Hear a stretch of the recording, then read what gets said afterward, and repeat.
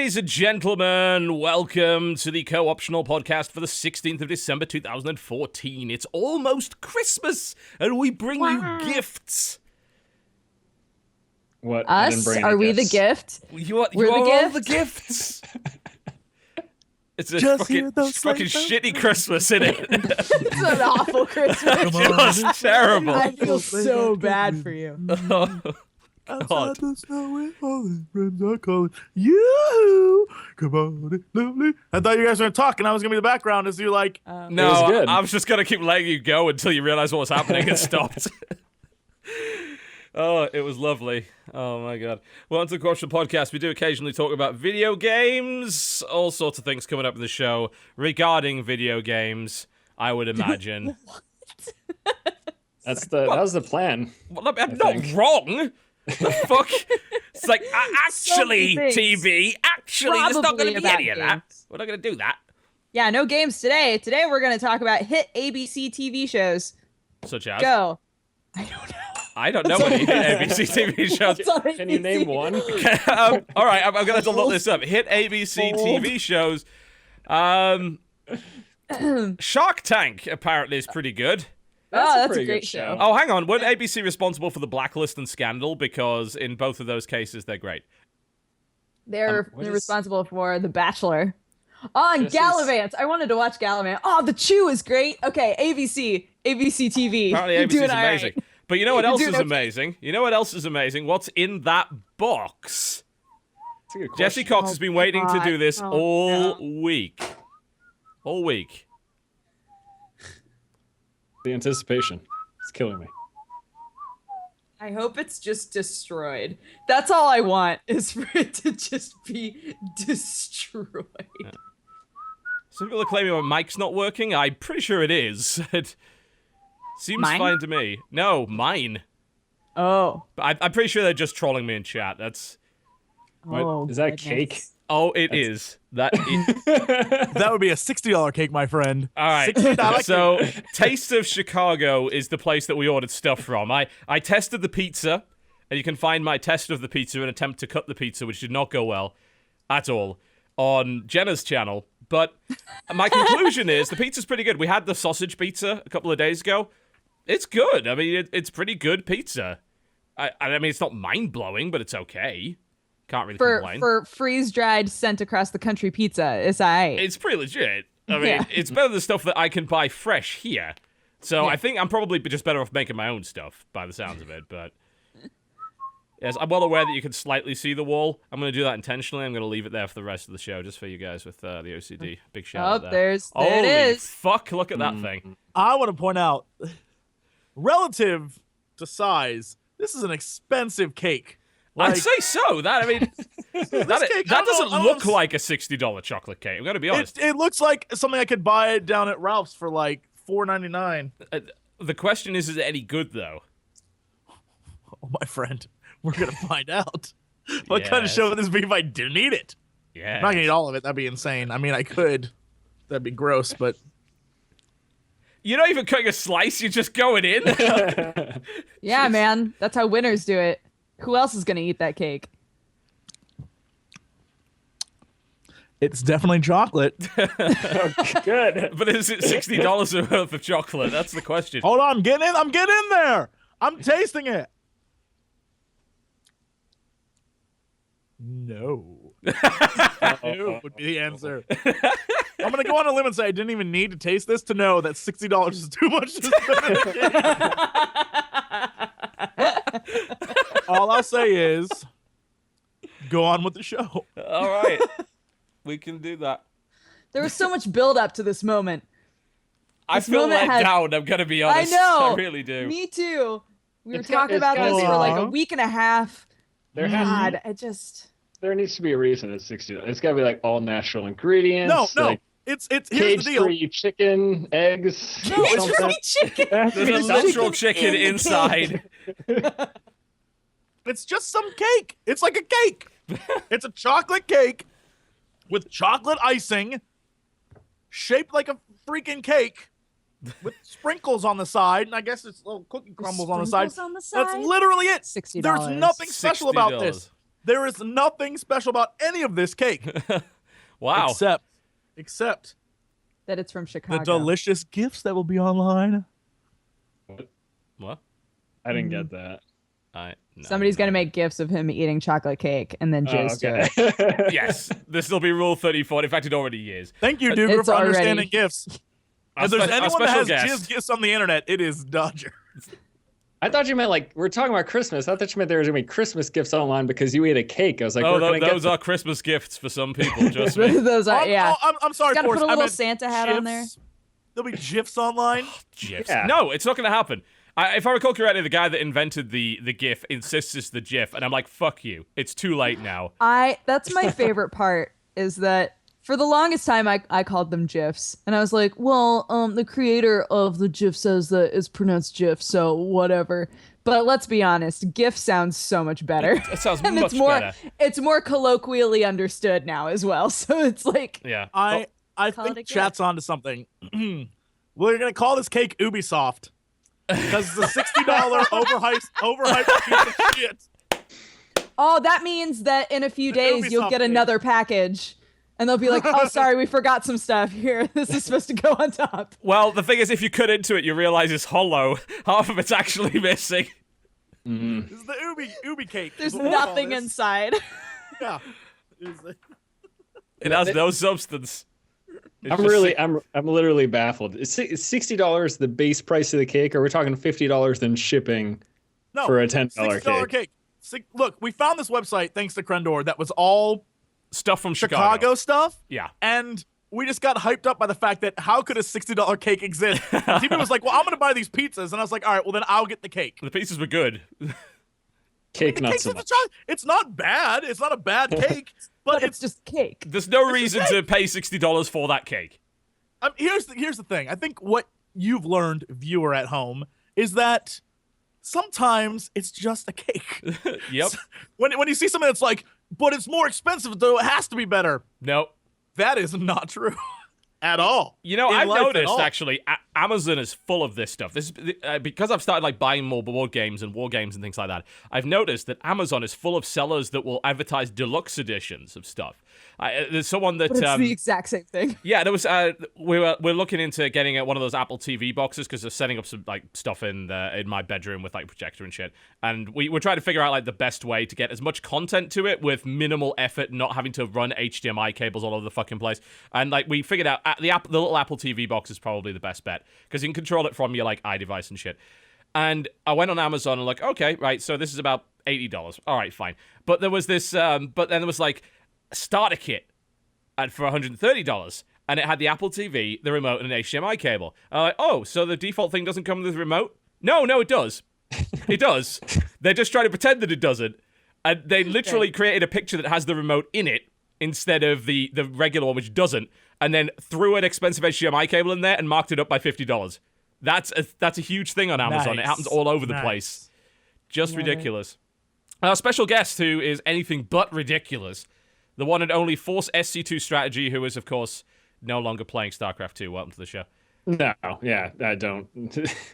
I think we talked about this the last did. time I was on the podcast. I'm Yep. like, it's And we'll never basis of not almost- reference it. I want you to know. No, it's I not know, We'll it's always fine. hammer it home. You're eternally doomed to hear this. Well, it's Sorry. not even me. It's like the basis of all YouTube channel names are ridiculous Yep. and not well thought out, Absolutely. Yep. and they just stick. You're in It's good just how it company is. here. And every time anyone like complains on one of my videos, like, "Why don't you play StarCraft 2 anymore? It's in your channel name." I'm like, actually, that's for Soul Calibur 2. And Yeah. I mean, some people believe it. well, I just, that was I'm the a best. very big fan of that. I just troll them. They're like, "Oh, okay, sorry." Oh man. How many SC acronymed games are there? Could just be a new one all the time. Supreme Commander. Supreme one. Commander, yeah. Star Citizen Yeah. 2. Yes. I'm working on the sequel. Of course you Yeah. are. I'm the When developer. that comes out, your channel will be the prime location. I know. Just bide your time. We'll know exactly where to go. That was planning ahead, that one. Look, Yep. chat. My channel name is not crazy at all. It is a solid, well thought out backronym Yep. that still doesn't make any sense post backronym. Nope. So how about you stop giving me shit SimCity. Enjoy some cake. That's us. It's the premier SimCity strategy channel. It's like, well, from one dead game to another. Yes. You gotta come back for the Legacy of StarCraft- the Void, though. That's actually looking okay. Yeah. Oh yeah. Sounds I'll- pretty good. The Check out trailer that gives me expansion. feels. I feel silly every time I see the trailer for Legacy of the Void. I'm like, oh, Yeah. Wait, what? You feel feels? yeah. What else would you feel? Yeah. What else can you feel besides feels, Feels. Jesse? Moron. Eat your cake. Apparently regret. Apparently lots of regret. Lots of regret. That's $60 well spent right there. Well, I mean, to be honest, like, it was a better purchase than Assassin's Creed Unity, so, you know, at least you're getting something out of this instead of I am misery. enjoying it more, that's true. Yeah, but it wouldn't take much. Oh, God. Dodger, welcome to the show. I haven't introduced you. Hi. Hello. Hi, everyone. Greetings. I've been told all day, literally by everyone I've had an extended conversation with, that I look very tired today. Yep, you look so- exhausted for some reason. Absolutely exhausted. Hello, everyone. I don't know why. Well, you were I was a- yawning in the pre-show sound check. You were just like, Well, let's be honest. I yawn a lot. You That was do. bad. You That was do, that was but- a bad follow up to that. There could have been something a lot better. Really Well, sorry. it's a great argument. Letting down the whole team. Rest Let's my be honest case. here. I do this. I do it often. So I have something that I would like to show you guys. So you're Yes. probably well aware by this point that about the whole Yukio Heroes series, the woodblock prints. We've Yes. talked about it several times on the show. Every time we talk about it, the website crashes for about a day. Oh, did you finally get one? Well, I've been getting them for a while. Like, they were actually, this was really cool of them. They were so thankful for the amount of times we crashed their website, because apparently they got tons of new subscribers, that they just said, well, the rest of your prints are gratis. I'm like, well, that's very kind of you. Thanks. What? So I've been... I've been Hey, We're on this Yukio. show. Hey, Hey, what the Yukio. fuck? who owns I'm the on copyright of thing this too. show? I'm on Yeah? this thing too. Uh, Yeah, I'm gonna go. I'm on I'll this crash your website. I'm gonna get North Korea to hack that shit. North Korea doesn't Come even on. have computers. They can't do shit. But they sent me the latest me one, one. and it's probably the most amazing one they've done yet. This is Luigi Death Stare. Yes, amazing. So good. So very, very good. Really happy with that. That I think that's my favorite. I really like the Akami one. I think the Akami one is probably the best one to date, but this one is just too fucking funny not to display. It's great. Yeah. So huge fan of that. But yeah, that's Yukio Heroes. Enjoy crashing the website for the umpteenth time.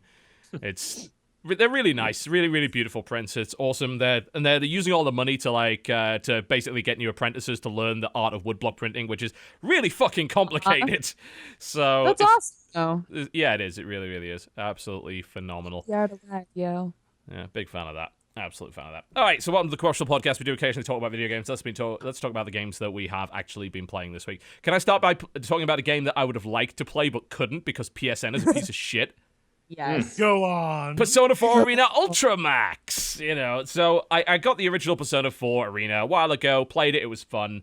Good story, great fighting engine, awesome art, you know, just good in general. And looked at Ultimax, I'm like, yeah, you know what, I actually do feel like playing Ultimax. I want to play the sequel. It's got a lot of new characters and all sorts of really cool shit. And after sort of getting off of Persona Q and not really getting what I was after out of Persona Q, I thought, you know, I do want to play some more Persona, but I'm still waiting for Persona 5. But I like fighting games. Let's play Ultimax. So I thought, right, well, I can't really be bothered to ship it, so let's just buy it on PSN. Oh dear. That was a mistake. So, firstly, fucking things like $60. I'm like, what? $60 for a video game? I haven't paid $60 for a video game in a long time, thanks to Steam. But it's like, all right, you know what? I want to play it. Why not? Make sure the devs get the money. It's all good. It's a niche thing. So I buy it, and it's like 12 gig download. It's like, oh, this is going to take a while on PSN because it tends to go slower than a goddamn Yeah. carrier pigeon most of the time. So I turn it on, and then I just switch my monitor over to the other input, and just like, I'm just going to leave it on in the background over there, chugging away. You know, little bits of steam come out of the old PlayStation 3. And eventually I switch back to it, and it's like, error. I'm like, what do you mean, error? Error? And it gives me this long code. I'm like, all right, then. So I guess I'll restart the machine. I'll delete the corrupted file, which literally comes up in the file system as corrupted data. That's all it says, corrupted data. Do you want to delete? I'm like, yes. And I downloaded it again. 11 attempts later, The fucking thing still does not work after having reset it, put it in safe mode, wiped the file system, rebuilt the database. It still doesn't work. On a PlayStation? On a PlayStation, yeah. Like, you have to go through a process of putting this thing into safe mode, which, like, requires you to hold down the button, and then it beeps, and then you hold it down again, it beeps again, and blah, blah, blah, blah, blah. Still can't get it to work. So, I have this $60 Persona 4 fighting game that I cannot download and install because PlayStation is apparently a piece of shit. I have to admire the effort you put in, though. I don't like losing. I'm just saying, I don't. And unfortunately, I'm going to have to... This isn't even an issue with, like, I don't want to waste my money. This is, I am going to beat this system. Oh, fuck the $60. Like, this is a matter of principle now. Right. But right. I can't. I cannot. I've done everything. Absolutely everything. And it's apparently a widespread problem with Ultimax. And no one's come up with a solution. The only thing is like, oh, this error code, well, there's a few things you can do to kind of try and fix it. And I did all of those things, and none of them worked. So, yeah. And as much as I would love to play it on another system, I can't, because it's not out on another system. And it's not out on next gen or anything like that. It's a PlayStation 3 game. So there's no solution for it? Like, no one knows how to fix it? No, there isn't. There's no surefire solution that works for everybody. So really the only thing I'm going to be able to do is actually buy the physical copy and try and get a refund. I certainly hope you're going to get a free game out of it. Yeah, get a refund for sure. Right. It's ridiculous. A $60 download from PSN that just flat out doesn't work straight up. Like, I've tried it over the course of 3 days thinking, oh, well, it's just an outage. Oh, no. It's just fucked. Completely Someone's fucked. hacking the mainframe, TB. Someone's inside your Those are my computer. North Korean hackers. We're apparently. making our way to you, Yu-Gi-Oh! Watch it. Yu-Gi-Oh! What? I don't remember that guy's name.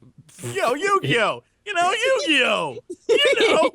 The heart of the cards. The CEO of Sony, Yu-Gi-Oh! Like, what are you talking about? Yu-Gi-Oh! Oh, man. God, it's annoying. I would not buy a game on PSN. I mean, not only it's so slow, so fucking slow. Even put on the 5 gigahertz Wi-Fi, it's still slow. It's really bad. It's right next to the wireless router as well. It's just over there. It's right there. Doesn't matter. It's unbelievably slow. Fuck. My 3DS downloads faster than PSN. And that doesn't download very fast. So, I don't know what the hell's with that, but... I have yet to have a problem with downloading anything on my 3DS. I cannot say the same of any of my, like, bigger consoles. It's like only my handheld systems that are like, yeah, man. Yeah. All right, I did it. Like, wow. Yeah, my 3DS works fine. It's like, it doesn't tell me how long it's going to take. It just gives me little baubles that fall into a fucking wrapped up box, which is no useful information whatsoever, but it works. I don't know how long it's going to take, how big it is. Up, the level in the box goes up, and you see the booby doops, and they. It's useless. It's precious. It's useless. Useless. Absolutely useless. So fuck that. Apparently, downloading games from PSN is a terrible idea, and I suppose if I want to play anything on console, I just have to buy a disc in future. It was like one of the only few... I wanted to go back and play a bit more Ni no Kuni, because I hadn't got that far into that. And I wanted to play Ultimax, and I thought, hey, I'll download Suikoden 2, because that's out as well. That downloaded fine. So at least they can run PlayStation 1 games. Well done, Sony. Good job. Could have just emulated that shit. Probably should, still. But, yep. That was my PSN experience. I wouldn't recommend it to anybody. Fuck it. It's terrible. That's a bummer. I honestly can't think of any recent like download experience which hasn't gone smoothly. Besides like just servers crapping out and with all the launch day stuff that we always have. Oh, shit like Drive Club. Oh, God. Yeah. Just a disaster for weeks. That is a bummer. Submit a ticket or just raise a shitstorm on Twitter. That usually gets stuff done. I did, but totally. I don't think Sony is on our big list of contacts. I'm going to be honest. You can do like I do. Look, every time I need to contact Sony, I write it in Japanese. Fact. What? Not even joking. You're Write it lying. in Japanese. When I wanted to go to the Sony press conference, Just how did I get plop in? it into the Google How did Translate? I get in? I plopped it into Google Translate, wrote it in Japanese. I got an email from them that was like, hey, here's the thing to come to the Sony press conference. Boom. All I said was that I love Sony as much as Tentacles love Schoolgirls. And they got, look it up. No. It's on Twitter. Look it up. It's I on don't Twitter believe in you. Japanese. No, Got a I don't message, believe got it in. all. That's bullshit. Look at Google that shit. May-ish? No, whenever E3 was. June-ish? May-ish? You prove that. You link that shit. Fine. Done. I can't. Find it. My keyboard's dead. My keyboard dies every time we do this podcast. Thanks, Corsair. You're doing it. So Speaking far, we of- don't like Sony and Corsair. A good start to the show. I also, oh my god, I also think the new Final Fantasy 15 trailer, the one that they have English voice actors, is just as shitty and makes even less sense now that I know what they're saying because it's nonsense. I think the new Destiny expansion is, I think it's great. Everyone hates it because Destiny's shit, and I think Destiny sucks. Oh yeah, no, trust me. Look, I'm not here to make friends with anyone anymore. I'm done. That's abundantly I'm done. clear. Yeah, I don't look, Sony, get your shit together. Schoolgirls. Microsoft, I haven't touched your console in 6 months, so I don't fucking care. I haven't turned on my yeah. Xbox in a long time. I have no idea how many updates are going to be available for that thing. Just useless. I mean, my PlayStation 4 was only turned on so we could play Fibbage. That's it. Fibbage is great. Did you play the drawing one? No, not yet. I bought the pack on PC now because I thought maybe we'll stream it at some point. But The drawing one is super fun. Drawful does look pretty good. I gotta admit. Yeah. So yeah, we'll definitely play some Fibbage and shit at some point. That would be fun. I would enjoy that I- a great deal. Sorry. All I was going to say was since Jesse mentioned tentacles and schoolgirls and Japanese, Right. since we're on a big platform right now, and I can get immediate feedback. Oh, I've been God. trying to remember the Japanese term for dry humping. If anyone knows, hit me up because I can't remember What? the word and I need it for a thing. Don't ask. Apparently I not. just need to know. I just need to know. I There's need like it a for a one-word thing. term for it. We're gonna need some more information on why you need this. You need it for a No, thing. you don't. I asked my do. question. I floated I it into do. the universe. You don't need to Look, know why. here's the deal. If you don't say a reason, I'm gonna make up one. Please do. I would prefer that. I would love it if you made up a reason. Mm-hmm. Go. See that fox in the background she's hiding? This one? Yup. That's all the reason you need, babe.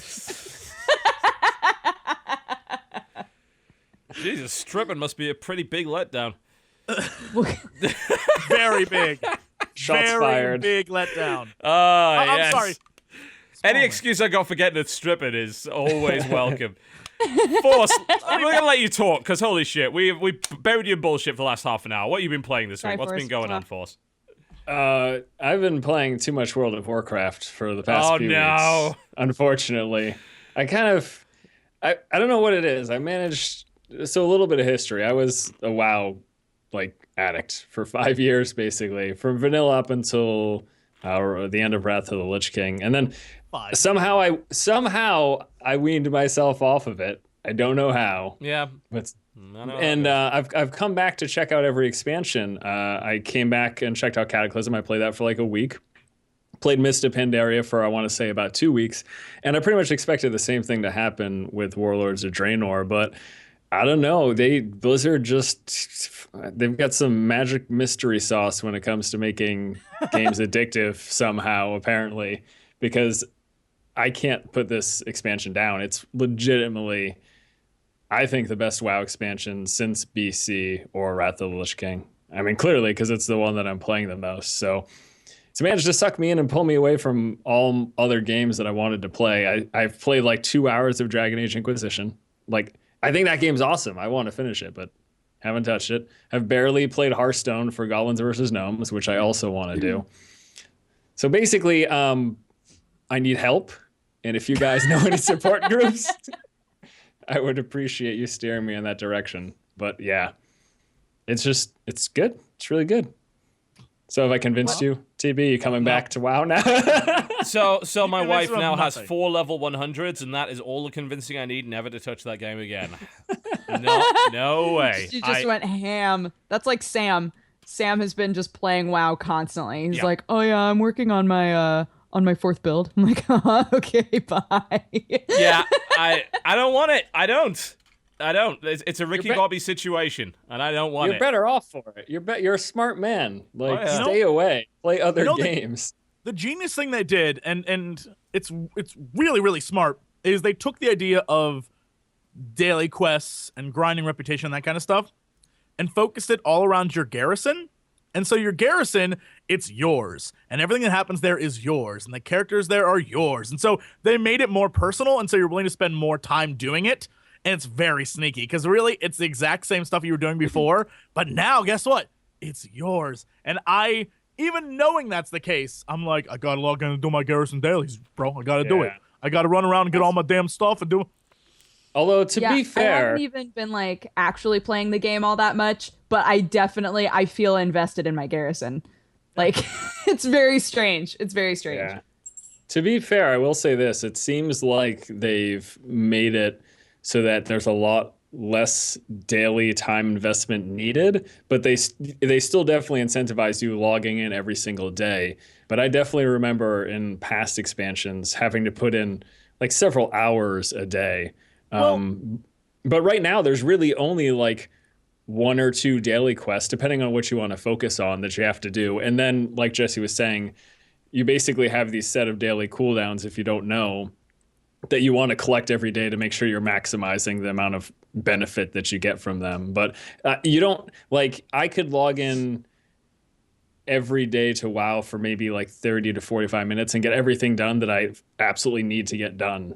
And then that's it. But in the past, it was definitely several hours as far as I know. An awful lot like a job to me. Well, and this is what they did, and I think Force is onto something, but what they did is very sneaky, and I love them for it because it's genius. Saves me a lot of time. But they made it, instead of stacking a bunch of stuff on you in a day so you can power through it, they got rid of that mechanic and instead made it so you can, if you're crafting, right? Crafting is now like, you can make one thing a day. Or, Right. And so instead of making it like Skyscraper, they made it like LA where it's just spread out. And so now it's going to take you months to complete something that you could have pounded out really, really quickly. But now it's like, but I'm only logging in for like 30 minutes a day, so it's not that bad. But really, long term, you're playing for months and months and months to get something that you could have done power leveling in like 2 weeks. Right. Which is crazy, but you feel like, I'm not committing that much time. Suckers. Don't worry, I'm with you on that. I'm still playing, but it's like, I see what they've done. Well, yeah. I mean, what's the goal of an MMO? They want to keep you there month after month, so you pay your sub fee every month, and this is the perfect way to do it. Although, to be fair, I do feel like it's winding down. Like, I've started to divert time away to focus on playing other stuff that's coming up, because I've gotten to the point where I've done normal raid. I know how to do it. I'm starting to work on the heroic raid, but there's really not a ton for me to do with what I'm focused on. I could go into the PvP stuff, but I did that for 5 years, and I don't feel like getting teabagged anymore. So I'm moving on with my life. It's just gonna be a Care Bear PvE player. Yeah, go ahead. No, I was gonna say, like, it's interesting to see, long-term like MMO players, especially MMORPG, like talking about the expansions and all the different things that come with them, but ignoring the basic fundamentals of expansions, like it's new items that replace all your old gear and all that stuff, right? Because that's like old hat. But I swear to you guys, watching the three of you here, go read all the complaints and articles on the new Destiny. Holy crap. It's like they've never experienced it before, and it's great. They're like, all the weapons I got are useless now? And then them going like, I have to go through it like a bunch of other raids to get new armor? That's cute. Are you saying that the raids I did, I can go to a vendors now and buy things that are better than the raids I did? Oh my god, is it? Mwah. It's so good. Although, here's the thing though, right? WoW does it like once every 2 fucking years. Destiny did it in 2 months? No, but having all of your gear become obsolete in the course of 2 months. That's a bit. Especially if they're releasing this content as like regularly. That's kind of bullshit, though, right?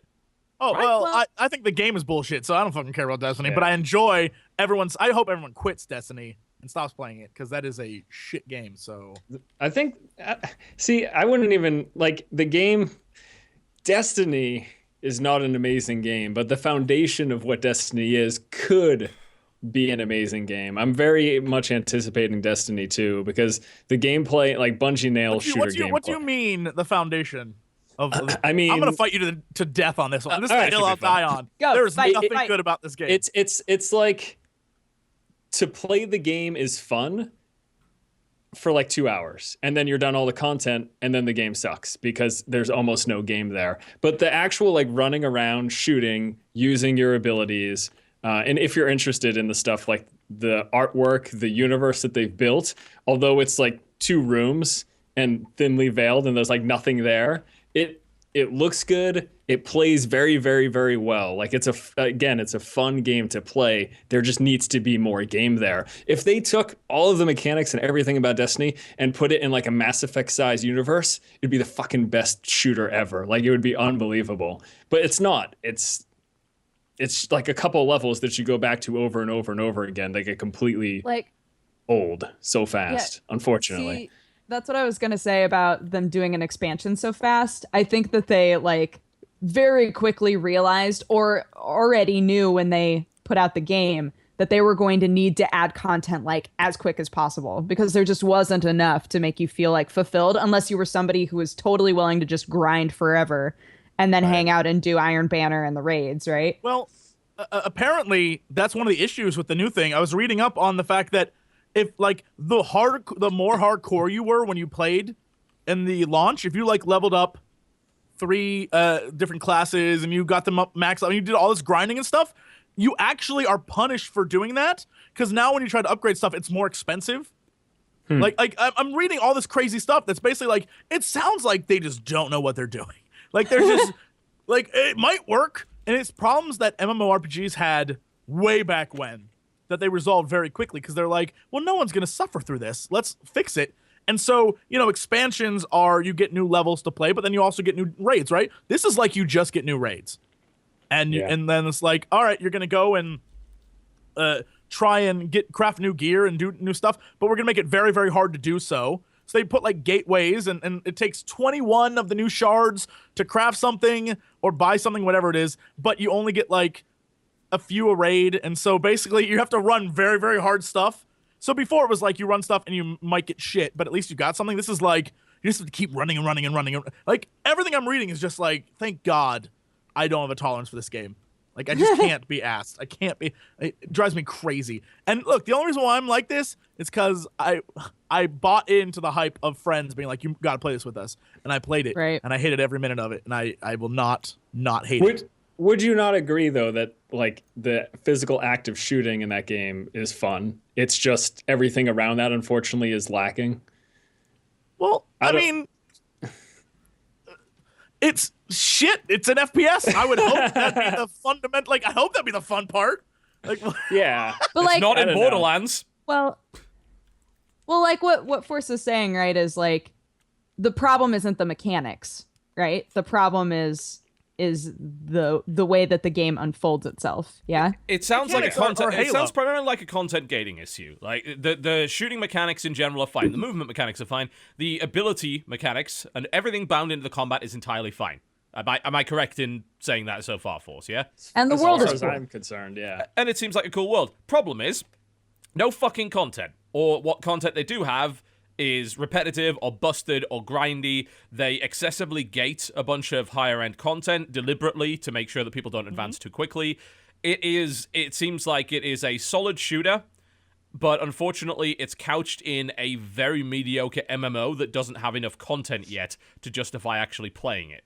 And to add these 2 $30 expansions so close to launch really feels like a slap in the face, especially like you can go to almost any article on the internet and it's almost unanimously that people are saying, yeah, it's fun to play, but there's no content. And not enough. The Bungie just turns around 2 months later. Oh, guys, $30. We've got more content. And I played the new expansion adds 3 new missions. I played the first mission. I shit you not. It lasted 5 minutes. Did you have to escort Dinklage? The first of 3 new missions in the expansion lasted a grand total of 5 minutes. I just put it down and I walked away. I said, I'm not even going to bother because this is... I'm going to spend more time with it to actually see everything it has to offer. Because it does have... $30 is the cost of a fucking game.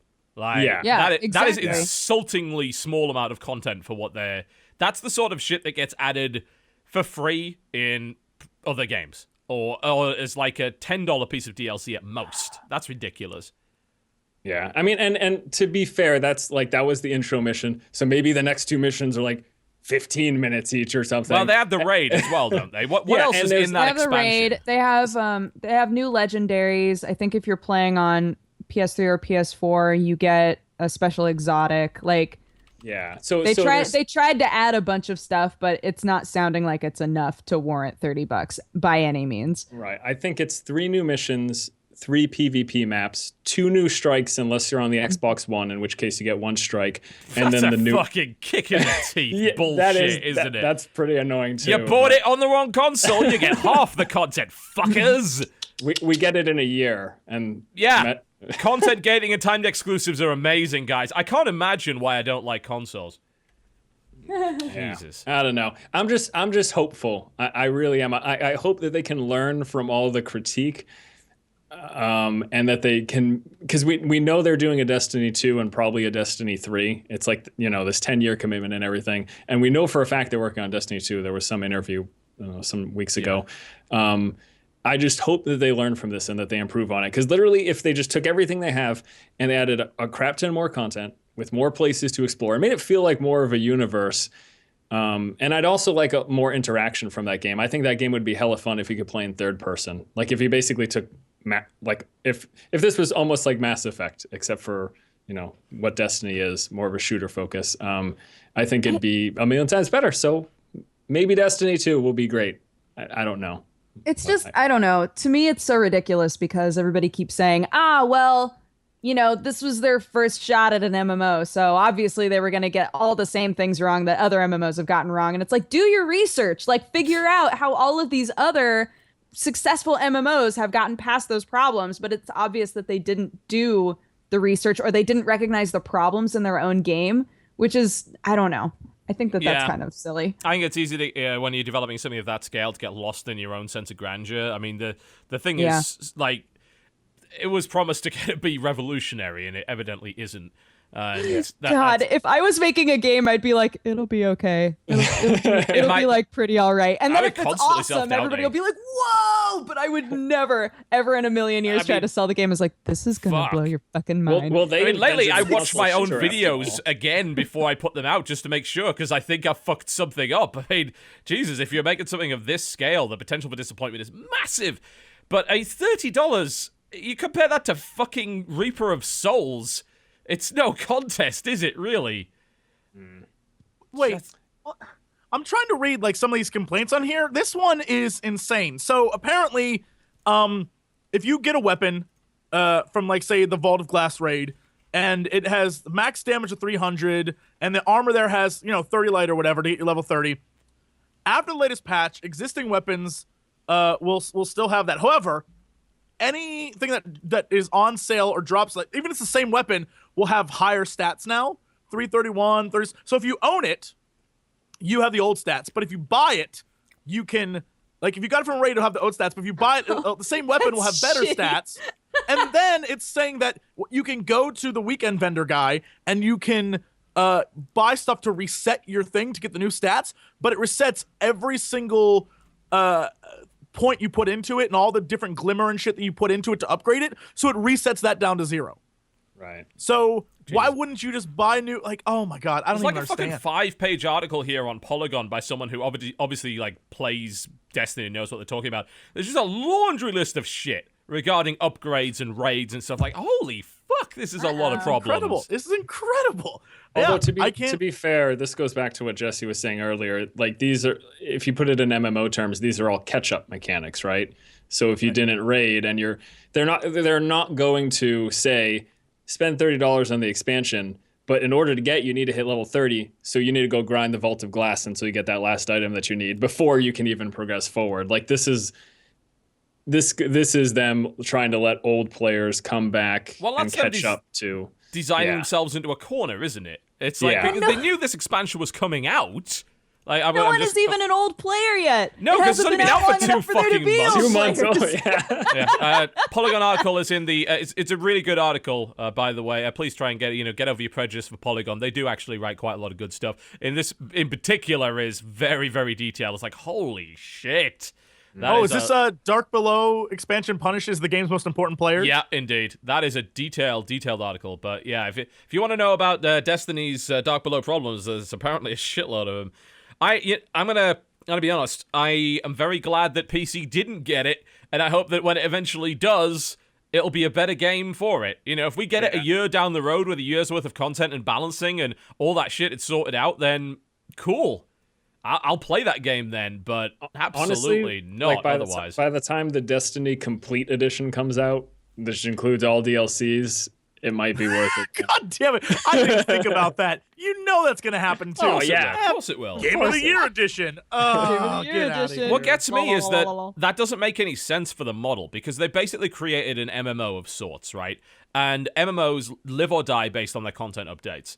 So you can't really do a complete edition per se. You've got to keep releasing content, but they obviously didn't want to do the subscription model. They want to make you buy expansions. If they're going to release fucking $30 expansions every 2 fucking months, then they're not going to have a player base left before long. I mean, that's absurd. But technically it is a subscription model, because in order to do 90% of the things, you have to be like PlayStation Plus. You need to pay money to do it. Yeah, but how much of PlayStation Plus do they get? I can't imagine much. But, I mean, even the idea, like, you're paying PlayStation to play the game, plus then you're paying them to play the game. Yeah, like, but that applies to all online games on PlayStation, though. It's not like it's exclusive to Destiny. Awful. I mean, yes, it's stupid that you have to pay to play online. Jesse just hates consoles. Well, you can know join what? the No, club on that one. there's some great console games. The problem is none of them have been released in the last year. Yeah, I was going to say, the problem is none of them are on the new ones, except for maybe Last of Us. I'd say Master Chief Collection, but that shit apparently still doesn't work. Like, yeah, the best game on Xbox is a collection of old Xbox, and I'm talking Xbox games, not Xbox 360 games. No, Xbox games. Xbox. That's the best game on Xbox One right now. Either that or Peggle 2. Jesus, what's happened to us? We're falling apart. I'm not. I've got a PC. I don't give a shit. I've got a PC and a Wii U. Life's great. No, I would There's loads of great games. I would have said the same thing till I tried to play Dragon Age and Far Cry, and then everything was like, all your drivers are wrong. They're updated. What do you mean they're wrong? Fix your damn game. Yeah, Dragon Age screamed at me for so long about my drivers. I was like, I don't know, just fix something, and then it opened. So it's to the point where, like, set your thing to auto update, because there used to be a time when updating your drivers, you should only do it if something was broken. Now it's like update every time, always. Just get NVIDIA GeForce Experience. No, but oh yes, I love my GeForce you. Experience. It's so good. I buy NVIDIA because I've had a good time with NVIDIA, but fucking GeForce Experience is a dodgy piece of bloatware. It includes shadow play. You can record your games or stream them out for the internet. Here's the thing about shadow play, right? I never have it turned on when I need it. Because I turn it off every once in a while, and I realize that's the stupidest thing to do. The best situation you can be in with shadow play is you have it running constantly. And, like, say you've had an amazing Hearthstone match, it's like, oh, great, that actually recorded because it records everything automatically. That's great. That's a good system. But I turn shadow play off every once in a while, and that's the time when I have the most amazing Hearthstone game. And I'm just like, oh, fuck, I wish I recorded that. No, shadow play's fine. It should be a separate app that isn't buried in the fucking GeForce Experience. yeah, I agree with that. Yeah, I dig that. So, what else have you been playing this week, Force? Because apparently you've had a miserable time with Destiny. Force. You've played a lot of WoW. What else have you been playing? Honest to God, that's basically it. Like I said, I sort of got dragged into WoW. I'm starting to wean off it, though. I'm going to go back and I want to finish Dragon Age Inquisition because... It'll take a while. Yeah, I know. All 50 hours or so. I'm still in the hinterlands. That's Me too! Of course you are. Everyone is. I'm not going to talk anymore about it because people are getting so sick of me complaining about the same things like 3 episodes in a row. Yeah. But Dodgy, you're stuck in the hinterlands still? Or what's going on with that? I'm not stuck in the hinterlands. I have made a choice to stay in the hinterlands. why? And Thank you. It's a nice Thank looking you. place. I'm trying Thank you. to finish everything that I can finish right Don't now. I know do the it. game is going to make me keep coming back to the hinterlands, so I'm like, why don't I just get as much done as I can now? And that way in the future, when I'm sent back there, I don't have a bunch of shit to do. You have more patience than I gotta say. But I'm starting to feel like maybe my calling is just to be a farmer. Maybe I'm just going to set up shop in the hinterlands, just raise horses, hang out. The world ends around you. You're like, I don't want to deal with that. I'm I'm done. a farmer. I'm over it. Yeah. Oh dear. Dragon Age. Good. Elite Dangerous came out today. I'm looking forward to playing that. It's gonna be fun. What game? Elite Dangerous, which has been Development for months. I feel Apparently- like that's Sorry. getting the short end of the stick. When Because the Star space... Citizen? Yeah. Well, the thing is, this is out, whereas Star Citizen is like 2 years away. So you can play this now. So there's that. I mean, that it's not a bad But- looker either. Like, it gives Star Citizen a run for its money. Maybe it doesn't look quite as good, but it's still, like, gorgeous game. But can you buy $1,500 spaceships in Elite Dangerous? Because you No. can do that at Star Citizen. No, they don't do that because that's a fucking dick move. What they do, they have a store that lets you buy like skins for your ships. There's like you could get a brand new Viper gold print job. The best thing, and I'll see if I can show this on the screen, there is a Union Jack British flag fucking skin for I think it's the Cobra. You gotta understand, like, for me, I played Elite when I was 5 years old on the BUC Micro Model B computer, the 32 kilobyte thing. 5 1/4 inch floppy disks. Just unbelievable. And it was just an incredible experience. It was just something that I'd never played before, and really no one had, because it was like one of the first open world games ever. So, to me, seeing Elite come back and actually not suck is a huge deal. But you can get, there it is, the Viper Union Jack skin. There's an Australia skin. This shit's gorgeous. These are actual microtransactions as well. They're not like Oh my $20. Like, no, it's $3. All right, cool. Well, it's £3, but, you know. Thoroughly British game. Everything's priced in pounds. It's wonderful. They're so beautiful. They are pretty. That's a lot of very pretty little ships. And these are all skins. You get the ships in game regular. It's a lot of nostalgia for me, honestly. I hope it's good. I really do. Like, Elite was such a milestone in gaming. It's just a fucking incredible game. It was... what they managed to do with 32 kilobytes of RAM at that point, mind-blowing. It's like, here's an entire universe on a floppy disk that couldn't even hold a text file now. It's ridiculous. So cool. Yes. Point of order. I'd like to imagine in a future where everyone's flying around in spaceships, the dude rolling up in his Union Jack spaceship is just like how I imagine the guy in his Mini with the Union Jack on the top. It's like, oh, that person's an asshole. When you think about it, it's space. So by that point, humanity has transcended. Like, we are people of the world. We're people of Earth. And there's one guy like, fuck it, Union Jack. Oh, yeah. Wait, Put some big fucking guns on that thing. Let's go. do you feel like the guy who's flying around in a Union Jack spaceship is worse than the guy who has hand-painted flames on his spaceship? Which one's worse? I feel like they're What both about the gold assholes, one? but There's a 10 quid Viper gold paint job. That one. guy, yeah, that guy's going to have his about that gold iPhone 11, and he's going to be flying through space. It'll be Like, the hold same. on, let me get on my iPhone. It will be in space. iPhones still look exactly the same. Oh, exactly. There's no Or like difference. Look at this when you shit. drive Look at by, it. Look at it. It's just when you drive by gorgeous. like a sports car that's painted in matte black, there will be that one guy who's like painted his spaceship in matte black, and you just can't see him. You run right into him. I swear to God, I went. Dodger, you know the weird shopping center near me that is like it has the Chipotle and all that stuff, right? Yeah, I saw a car there. It was a Mercedes-Benz, but the car wasn't matte black. The outside was like a mouse pad. I rubbed my hand on it because it was so weird, and it was like a dude put a mouse pad on the outside of his car was a mouse pad. It was insane. It just had like really strange texture to it. Yes, and then I was gonna take a photo, then he came out and looked at me weird and got in his car and drove away. Why would he look was at like, you weird? You don't yeah, do why that. are you unless looking at me want to walk up weird? and be like, Right. Yeah. You're the mouse pad car man. I Why are can't you looking imagine. at me weird? Let me feel your car.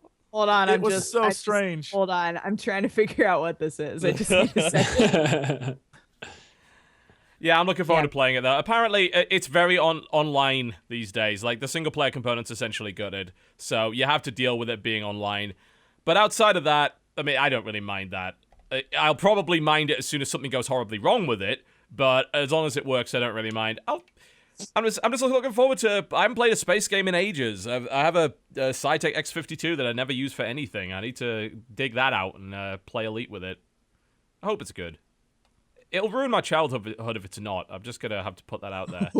Well, don't worry. No Man's Sky will bring you back to loving space. Oh, I'm here we sure. go again. You know, people got super mad on the No Man's Sky subreddit that we criticized No Man's Sky. Apparently, some guy posted it at the podcast there. People just like, they don't know anything. It's like, neither do you.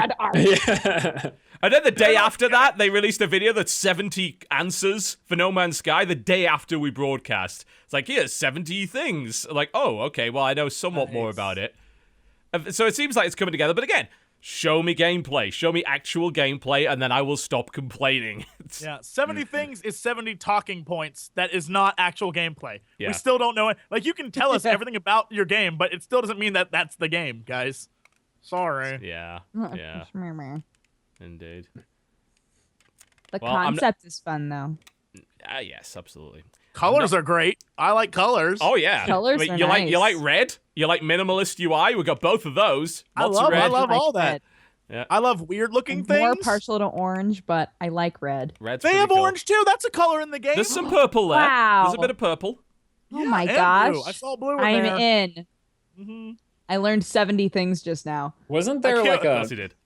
30-minute video or something?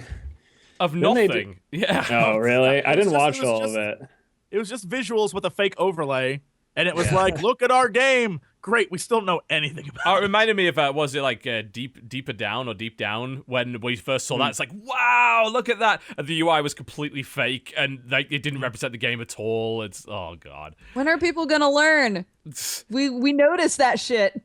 Like, Well, we know. wasn't it even the case that the PlayStation Experience, they've already downgraded Uncharted 4, and they're probably going to have to do it again. But here's the thing, like, I actually respect, it is Naughty Dog that makes it, right? Please, I'm right on that, yes? Yes. Uncharted? Yeah. Yeah. Good, thank fuck. I'm sorry. I don't follow the console scene as much as I follow PC, but I will respect them on this fact. They said, no, we're going to make this 1080p 60. I'm like, if you have to downgrade the visuals to make it 1080p 60, you go right ahead, guys. You do that. Let me play your game at 60 frames, and I'll be fucking happy.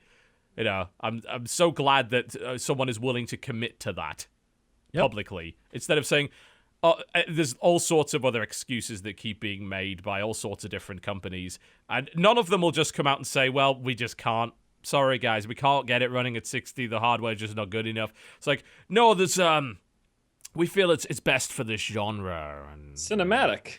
Haven't you heard? Ugh. Cinematic, 30 Yeah. FPS. I don't think it's the end of the world if not all games are running at 60 FPS, especially like... I've had people in my Hearthstone videos be like, Force, why is this in 60 frames per second? had Like, that, doesn't actually. need to be in 60 frames per Yeah, second. that is the one thing that I will not put on my channel in 60. I'm like, I'm not gonna double the size of the video for that. They're already It's huge. Hearthstone. They're like You're 5 to missing 6 those gigs of video. explosions. They're huge it uploads, doesn't big matter. processing the particle times. effects. The particle effect. It does look placing the better. cards. Hey, you can tell. You play that shit on an iPad and play it on a PC. Tell me you can't notice the difference in how smooth it is. It's a huge difference. But simultaneously, come doesn't on, guys. matter, For the video, though. It's no. not- No, And no. that's- Okay, yes. See, like, for me, I will always and forever be the person who does not give a shit. Like, I could not care less about it being like, oh, it looks a little smoother now. But I know that a lot of people do. I know that You a lot can of feel people it, man. You really can feel care it. about that. It's Sometimes huge. 60 scares me though. If you watch it, it seems a little fast. Like, doesn't it seem like a little fast? Like, if you watch videos, sometimes it seems I like hope it's they like, get 120 FPS support soon. This is going to be great. I'm going to scare it people with weirds me out a little bit. It's like, that is, I don't remember playing, like, I'll play a game at 60, recorded at 60, and when I watch the video, I'm like, I don't remember it being that fast looking. Like, There's an something's explanation weird for here. that, actually. It's because you have no input. Basically, there's essentially no input lag on the video. So because when you're playing a game, you're not just watching a game, you're participating in it. So it doesn't actually, when you're playing it, it doesn't look as smooth as it does on video. Because otherwise, you're just a spectator watching the whole action. You're not interacting with it in any way. So that's the explanation that I heard anyway. But yeah, 60 FPS does look a little unusual in a video Yeah. versus like playing it's totally normal. But you watch it like, is it really that smooth? I mean, really? But yeah, apparently it is. There you go. I learned a lot this week about 60 FPS. I had, again, Far Cry 4 still constantly filled with problems. Oh, So even with the patch, it's helped, but it's still not great. I in order to fix Far Cry 4 and to get that to play correctly, I had to disable SLI. So by doing that, it screwed up all my other recordings, and I didn't really notice because when I was playing the game, visually it looks fine. But what I found out is that because I was recording at 60 FPS, but the game itself was at 48 FPS, when I went to go render, it was 60 FPS, but with 48 like Dropping frames embedded, everywhere. and so everything's like when I move really quickly, it's blurry. And I Oh, was yeah. like, "What is happening? It's all Why is sorts it of like shit. this?" It took me a week to figure that out, and it Jesus. was like, That's stupid. So I just turned SLI back on. Everything looks great now. But there was a week there where the videos were like unbearably like, what is going on right now? Broken as shit. Like super black shadows, half the textures flickering everywhere. The stutter wasn't SLI related. That was something else entirely. They have fixed some of that. It runs a bit better now, so you don't have to turn off the mip maps, which makes everything look like absolute shit. Yes. But you had to do shadows... it because otherwise it would stutter every 5 seconds when you were driving down a road. It was horrible. Yeah, I finally turned SLI back on and just started playing Far Cry again with it on. And everything looks great. The shadows, the crazy shadows are gone. Everything's fine, except for the fact that there's weird every once in a while you'll run past something and the ground just starts like vibrating. What? Like this weird, like it's like this weird, I guess it's like shadows are light, but it looks like the ground's shaking in like weird patchy spots that you're like, Oh, well, it's that's like it's like there's a spot where 2 different textures are kind of warring. Yes, absolutely. Yeah. That happens in Dragon Age as well, actually. I've noticed that. They still haven't fixed that. I mean, and really, if you want to run Dragon Age well at Ultra, you've got to have SLI. A single 980 is not enough to keep it at 60. That I'll give them credit. I mean, they have a very, very large, very detailed world, but holy fuck, that will hammer your system into the ground if you want it on Ultra. And I think that's interesting that like right now, if you're a PC gamer, having one graphics card is good. You can get by. But in order to like experience the game, it's almost like you need two. Like you need two. And they don't make any bones about that. Like the difference between the like 1 and 2, or I guess 3, is insane. And I don't know. It's interesting to see like that's where they're taking it on computer versus on like a console. Console's like, yeah, you can get by and it looks fine. But on PC, when you play it between the two, like 1 graphics card versus 2, the difference, you're like, I can never go back to 1 now. Like I just can't. Yeah. Force, you had something to say before that? Oh, I was just going to say, I don't know if you guys had talked about this before, but the 30 FPS cutscenes in Dragon Age, the transition is so jarring. Oh, man. It is. I noticed it immediately, and I looked at my FPS counter. I'm like, oh, it's because it's 30 now for some inexplicable reason. Okay. It's actually even, strangely enough, it's even more jarring on a G-Sync monitor. So I've been running a G-Sync monitor for the last few weeks, and it's been a great experience. Like, tearing is completely gone. Everything looks sharper, crisper, lovely. But the one thing that G-Sync does not like is 30 FPS or lower. And if it drops down that, it will actually make it even worse than regular. So, like, G-Sync really is designed for high frame rates. It's designed for saying, well, you can get more than 60, but can you get 120? Maybe not. Maybe you're more like 90, 100. And it's like, oh shit, that doesn't match your refresh rate. Everything's going to hell, but not on G-Sync. No, it's because it just matches the refresh rate of the monitor dynamically on a microsecond by microsecond basis to the game. So there's no tearing, you never get those artifacts, everything looks crisp and beautiful all the time, but it's like, you get into peasant territory and that thing is flipping out. It's like, what the fuck did you do? It's like taking a classy date to Taco Bell. Like, what the fuck am I doing here? I'm just gonna get out of your car, just gonna give it a kick, and I'm gonna walk off and find someone better that truly deserves me. That's how it feels to me. That Taco Bell counter girl. Yeah. She'll appreciate me. No, I even tried Force. There's a 60 FPS like input thing you can put in, like a command line that you can put into when you start the game. And I had that on some of my videos for a while, but you can actually see where the problem is, because while everything looks fine in the cutscenes, the voices, when they talk, they'd be like, welcome, Inquisitor. It's nice to see you here. Like weird noises would appear out of nowhere. Just randomly? It's like all the characters have Tourette's or something? Yeah, so characters would be like... To like make it match up? Or yeah, I guess to make it... I don't know what's going on, but they're like... They did say that would happen. I mean, they did warn you. Yeah, it's insane. It's like, I definitely think we should go here. Like, that's hilarious. You got to record that. You got to do it. That's like 6 of my episodes. Every conversation, people are like, welcome, Inquisitor. So, like, when I'm flirting, he's like, it's really nice to see you. That's brilliant. I've got to watch that now. You need to do a compilation. There's an idea for your channel. Do a compilation. That's 200,000 views for you immediately. Get all of those, put it to some funny music, and put it on your channel. Done. That's money in the bank right there. Oh my god. That's so good. All right, we're going to take a break, folks. We're going to come back and talk a little bit more about the games we've actually been playing this week, and then we'll get into some news.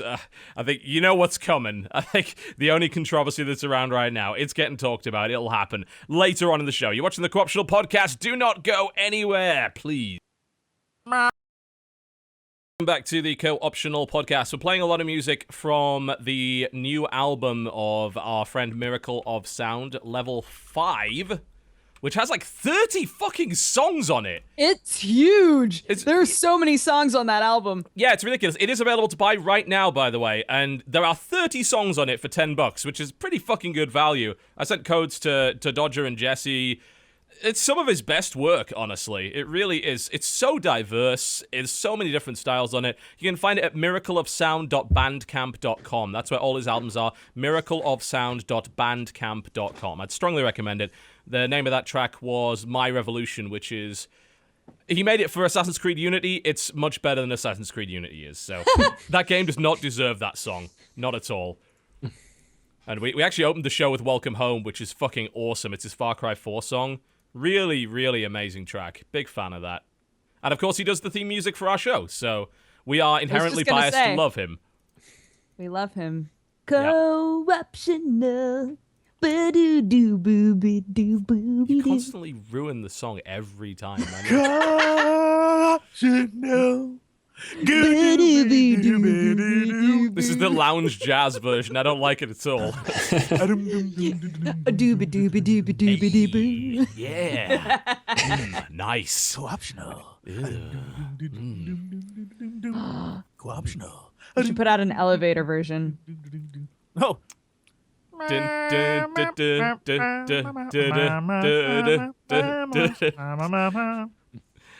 No. Oh dear. I reinstalled League of Legends, if you can believe that. Really? Are why? you? Is Question? Dota just not filling your heart anymore? I was just curious. I mean, I'm thinking, because I believe they redesigned... What did you find? Okay, well, I found a few things. Well, firstly, like, the reason why I didn't have League of Legends installed, like, people probably know that I boycotted the game for, like, 2 years, was I got, like, I hit the referral cap for that game. There was only, like, 4 people that did. And the old promise was, oh, you get to come in and design a champion with us. And I was like, holy shit, that sounds amazing. But of course, it never happened. Like, they never expected anyone to get there, so they basically didn't. They didn't go through with it. But as it turns out, eventually, like, about a month or so ago, they announced they would actually be making it right for everybody. And it's like, we're gonna wrap. They admit it's like, you know what, we screwed up. We're gonna tie up loose ends. We want to get this fixed. I was like, you know what, this is all I ever wanted you guys to do. It's like, I wanted to love you. So why won't you let me love you?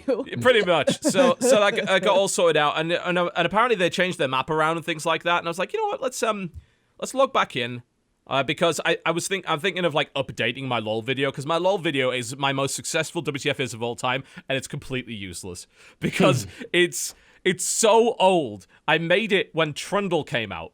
Like, the day that Trundle came out, which is like 2 years ago. God, I was like, here's ago, me yeah. jungling with Trundle. And I show like 25 minutes of the interface and everything's wrong now.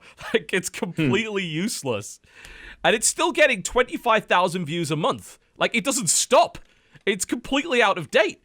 I should just do People, League of Legends it's stuff. people I should just clicking do League on of it Legends and they stuff. watch for a couple of minutes and then they go, oh, this is all I wrong. can't imagine and the then they back retention out. rate cannot be good on that video. Like, so I was considering, like, you know what, I'm going to jump back in, because apparently they've changed a bunch of stuff, and then maybe I'll do an update video. I don't really have too much interest in playing regularly, but the thing is, a lot of my friends play LoL, and it would be nice to just kind of have my account up to date. Maybe I can jump in and play a game or two with them if they want to.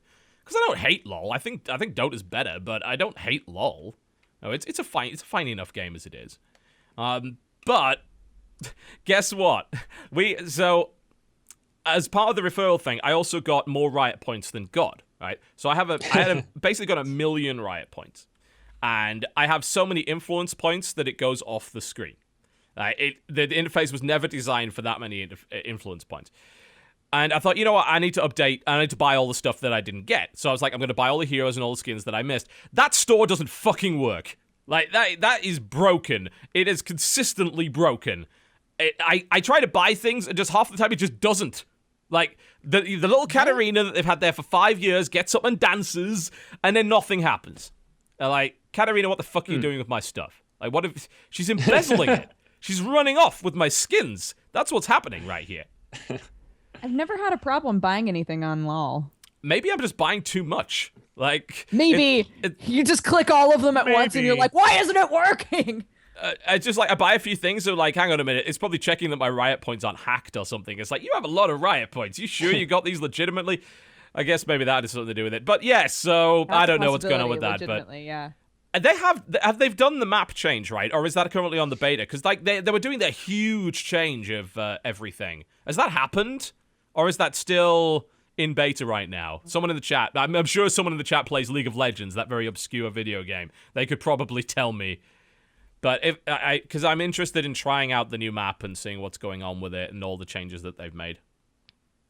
It'd be kind of intriguing. I play Heroes of the Storm. Don't ask me. Map has changed. Yes. I play it too. I'm just a scrub. Hey, there's nothing wrong with Heroes of the saying Storm. Me too, D. Me too. Told you, man. It's the Mario Kart of Dota clones. It's lovely. You just jump in and play. It's that simple. Whoa! Hold on. Force, turn What? your head to the side. Oh yeah, it TB, blinks. say something. TB, talk. I don't need to talk. Wow. Wait, Because have why don't you need to talk? Did you just now notice that? I didn't notice. I was too busy staring at his beautiful face to notice that his ears glowed. Okay, Stop. I didn't know. Stop. I didn't know that when I They're talk. bright Look, red I'm just talking now to see it flashy. glow. Yeah, No, this is look at it. it's the I'm Diablo a cat, 2 so maybe that's Steel the problem. Series headset.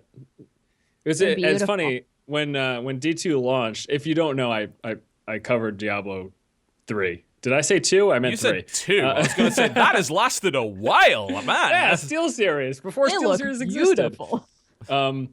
So when the game launched, I got Diablo 3 Steel Series headset and mouse. They sent it to me. They said, "Hey, Yeah. put this in a video." I said, "I'll take it for free. I'll make a stupid video, whatever." And I'll the sell out mouse, to your gear, absolutely. but yeah, you say that, but the mouse, the mouse broke shit? like a week and a half later. Like a week and a half later, I'm like, this thing's a piece of shit. But the headset still works, so that's good. I think Steel Yeah, Series I was- also did some StarCraft stuff that everyone hated. I think the headset for that was also pretty good. And they were. They had the white ones. Yeah, the Oh, was glowed it blue. Razer that did them actually? It might have been Razer? Razer. Okay, what was it? Because one was called the Banshee. Yeah. Yeah, it was StarCraft Razer that did headphones them. not working is the very first thing. Yeah, that sounds about right. Yeah, so they did. Razer did 3 products. It wasn't Steel Series that did it. It was Razer did 3 products. They did the Banshee, which was a headset. They used it on the GSL for years. Like they'd put them over there to advertise them. They were actually okay. Like they're gaming headset. Gaming headsets all suck, but this one sucked slightly less than some other gaming headsets. So it was okay. It's decent enough. It does the job. And then they did a keyboard. I think it was called the Marauder. And everyone hated it. Like, no pro gamer would use it because it was fucking awful. Like, it was supposed to, it's a mechanical keyboard. It's for pro gamers. No pro gamer would touch that shit because apparently the switches were really dodgy. And they did a mouse that was so uncomfortable that no one wanted to use it either. So, I can't. you generally don't buy branded gaming gear, guys. Don't Yeah. do it. Really. I got all, I wanted this Corsair gaming keyboard so badly. One of the RGB ones. I was so thrilled. I saw it. I loved it. I wanted it. I was like, it is everything I want. I've had nothing but problems with this thing. Ever since I bought it, nothing but problems. And again, before I had like just a shitty keyboard and it worked just fine. And it was like Joe Blow's brand of keyboard. And this is like just a mess. Just a mess. Besides these, like everything I have is Logitech G series, and that stuff's been like flawless good. for me. That stuff works fine. I've had no problems with any Logitech stuff. So I've used Logitech brand mice for like 10 years. I switched out briefly to Razer when they brought the Naga out because I thought, hey, that'll be good for MMOs. No, it's got like 12 buttons. It's too fiddly. Apparently the MOBA version is a lot better because it's got like 5 buttons, which are much bigger. So I could see that. But honestly, I don't have This one? problems hitting these buttons. Oh, you have one. There you go. Yeah, they're okay. I hate that one too. I hate that one too because again, there's so many damn buttons. Some of them are like you have to go like this, like claw hand it to hit the back. Like it's not made. It's not hard. made It's for humans. It's perfect for It's my made for size of dodgers. hand. Yeah. Because like it's like buttons. It's perfect for me. But I totally understand why literally every person with big hands that I know has been like, "Do you want this mouse? Because fuck, I can't use it." Horrible. Yeah, I could see that being a problem. I just didn't use those buttons when I used to play WoW. Just like, all right, and then eventually just switch back to Logic as I'm like, these things last for like 10 years. I'll be fine. I'm using the G9X. They don't even make that fucking thing anymore. It's still probably the best mouse they've ever owned. And of course, you could get a WASD keyboard. Yeah, there you go. WASD keyboard. Axiom branded WASD TotalBiscuit keyboard right here. There you go. Official sponsor, I'd love one of those. Yeah, of course you would. You've been begging for the freebies from that company for weeks. They're like a tiny little company. They can't afford to send you shit. Come on. Be reasonable. Buy it like everybody else. Maybe I can use the power of shameless whoring. Maybe you could. Maybe you could. I will put you in touch with my guy, and he will. Look. Basically, I'm pimping you out at this point. I need a keyboard so bad. My keyboard doesn't work right now. I have this thing, and I can't use it. It's just sitting on my desk. Every time I turn on, They can make you a custom Cox keyboard, man. Jesse, it does the thing that happened to Dodger. did you get rid of your other keyboard? Which one? The one you used before. You didn't keep it around just in case? No, it's upstairs on Tyrion. Go use it. Then what are you talking about? If I pull it off of Tyrion, there's no keyboard on Tyrion. Look, You Graham's swap great. keyboards! Why do you just buy another keyboard? What the fuck is wrong with you? It's not hard. But then I have a shit one of the one that I do all my business crap on. That's not tolerable. I'd be typing. happening I can't to you? do that. Jesse's turning into a Razor Banshee right here. Jesus. I can't do that. Oh, man. Oh my goodness. Carry back and forth. You try unhooking all the wires connected to this supercomputer, you sons of bitches, until you have this many wires behind your desk. F off. That's all I'm gonna say. My, oh, my.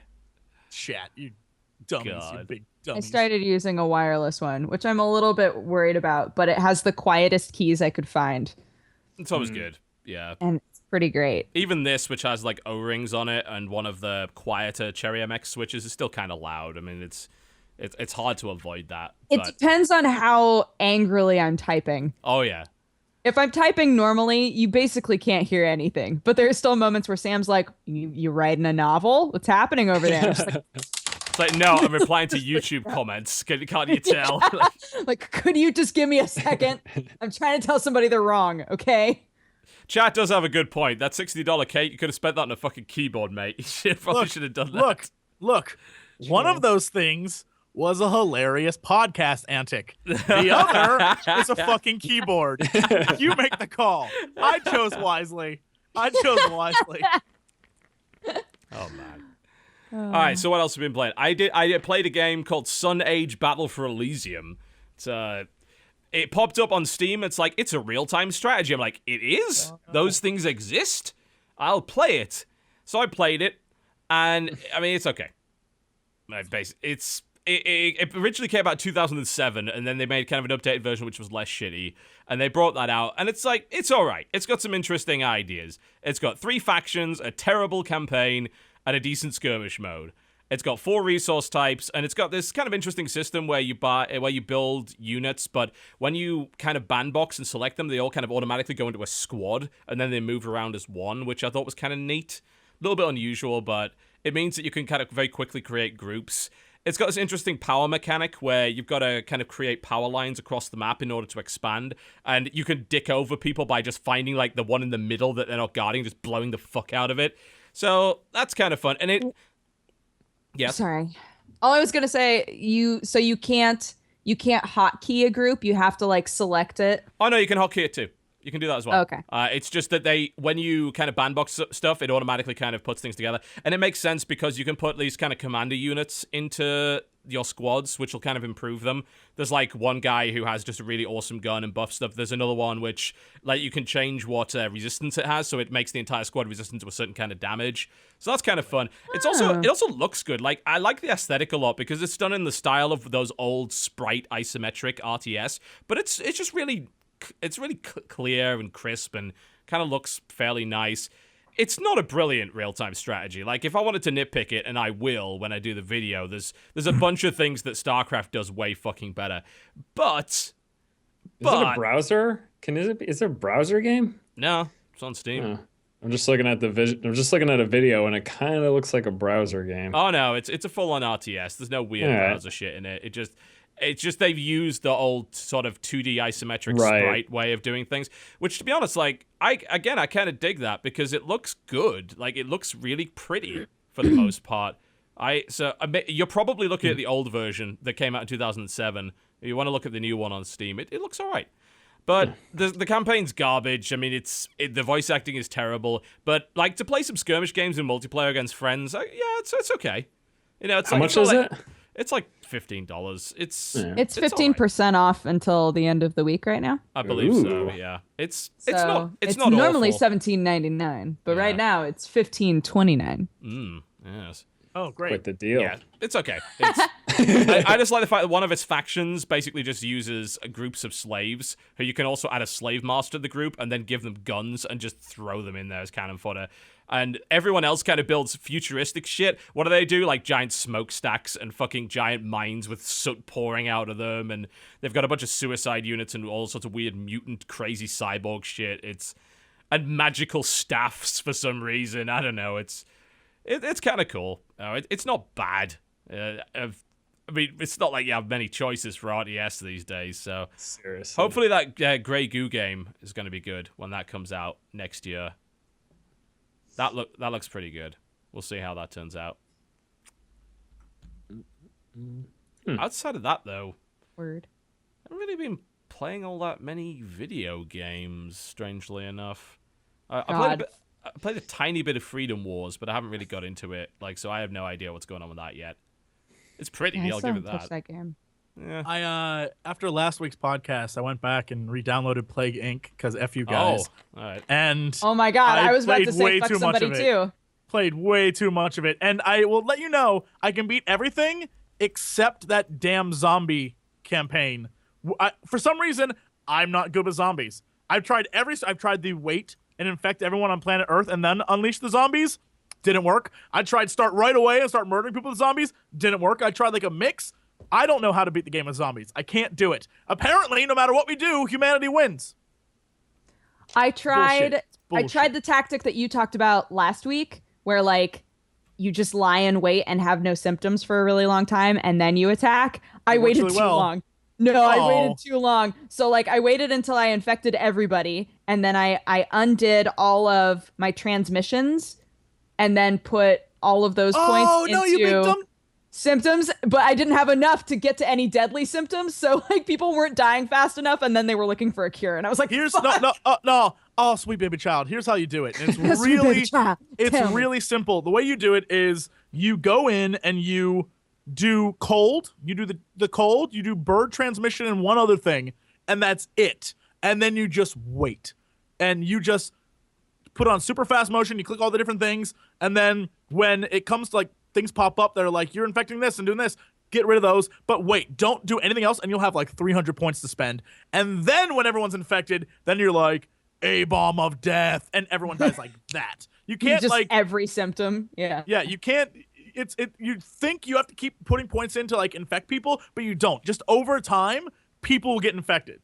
The other thing that pissed me off was the first time that I tried to do that. So I tried to do this thing twice. The second time it was no symptoms at all. The first time, it developed the insomnia symptom on its own, and I was like, I'll leave that one. That one's fine. Nope. It just makes people irritable. You screwed yourself. Immediately they were like, there's a new virus called the poopy doopy. What do we do? I was like, no!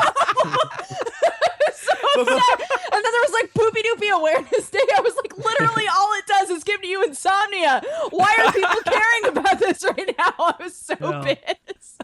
Well, it depends on how many people you affect. If at the beginning only 6 people have Poopy Doopy, then them having insomnia, people would just be like, oh, well, they have insomnia. But if everyone on planet Earth suddenly gets insomnia, they're going to be like, oh, shit, this is a problem.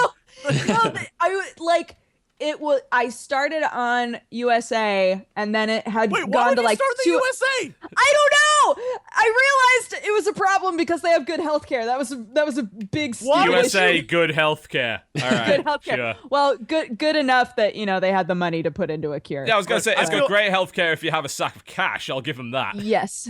I'm gonna let you know now. The best place to start, India, all the time. India is the best starting point in that game. I'm sorry, India, but infecting you and killing your population, very easy. I'm just saying. And then because they have all the things they need, they transport it around the world. Because once they get to China, then everyone in China gets it, and they already have by the time you have India and China, you have half the world's population infected with your disease. It's that's great.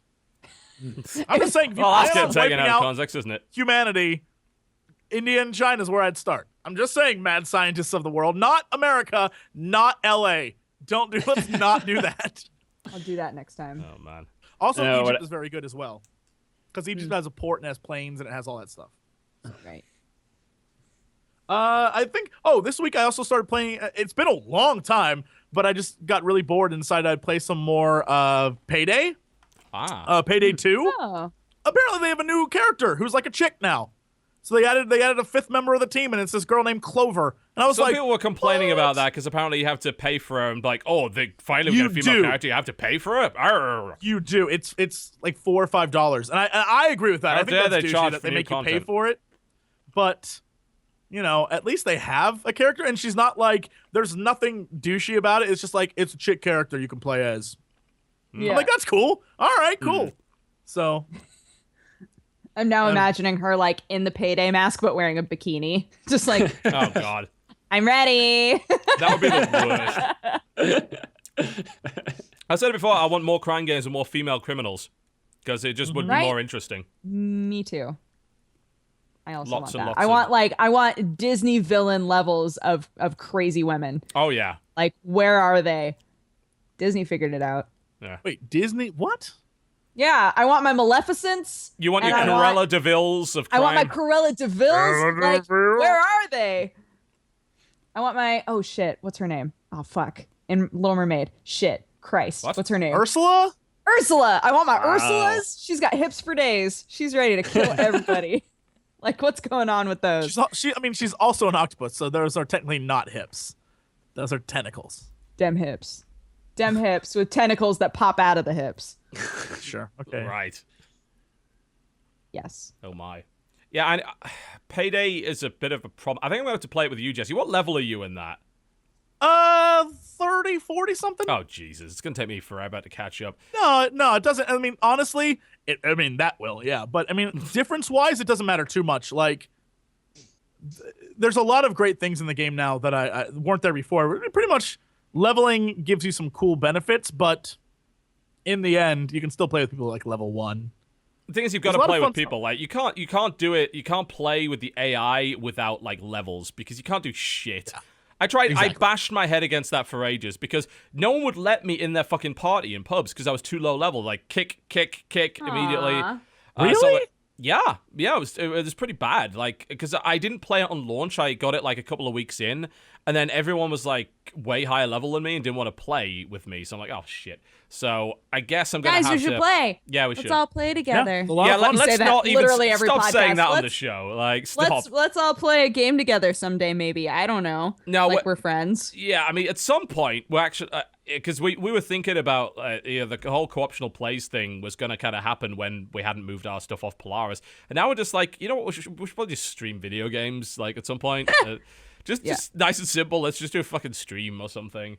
So we might do that at some point, but. Payday would definitely be on the list of stuff we could horribly fuck up, especially if we're trying to do stealth runs. Oh god, that is a recipe for disaster. It's like, guys, I set the alarm off. Like, fuck. That'd be good. There's another game that we played over the weekend. Krendor and I played with Sinvicta over the weekend that I thought was a lot of fun. It came out of nowhere. Block and Load. Oh, that's the Jagex game, isn't it? I've actually heard It good is- things about that. Shockingly, It enough. is incredibly fun. Like on the surface of it, it is basically Minecraft meets Team Fortress 2. And so you'd think like, okay, that's cute. That's Sounds I'm a letting it's you a rip know. off of Brick Force by the sounds of it. It is incredibly fun. Basically, in the beta right now, and you can literally just go sign up, which I thought was crazy. You can sign up, they like send you a thing like, here you go. There's a few different characters, like a ninja, and there's a machine gun guy, and everyone has their own different abilities. But the machine gun guy, like the Sarge character, is literally just an FPS player. Like you play with your machine gun and a bazooka and stuff, but everyone has different blocks they can make and stuff.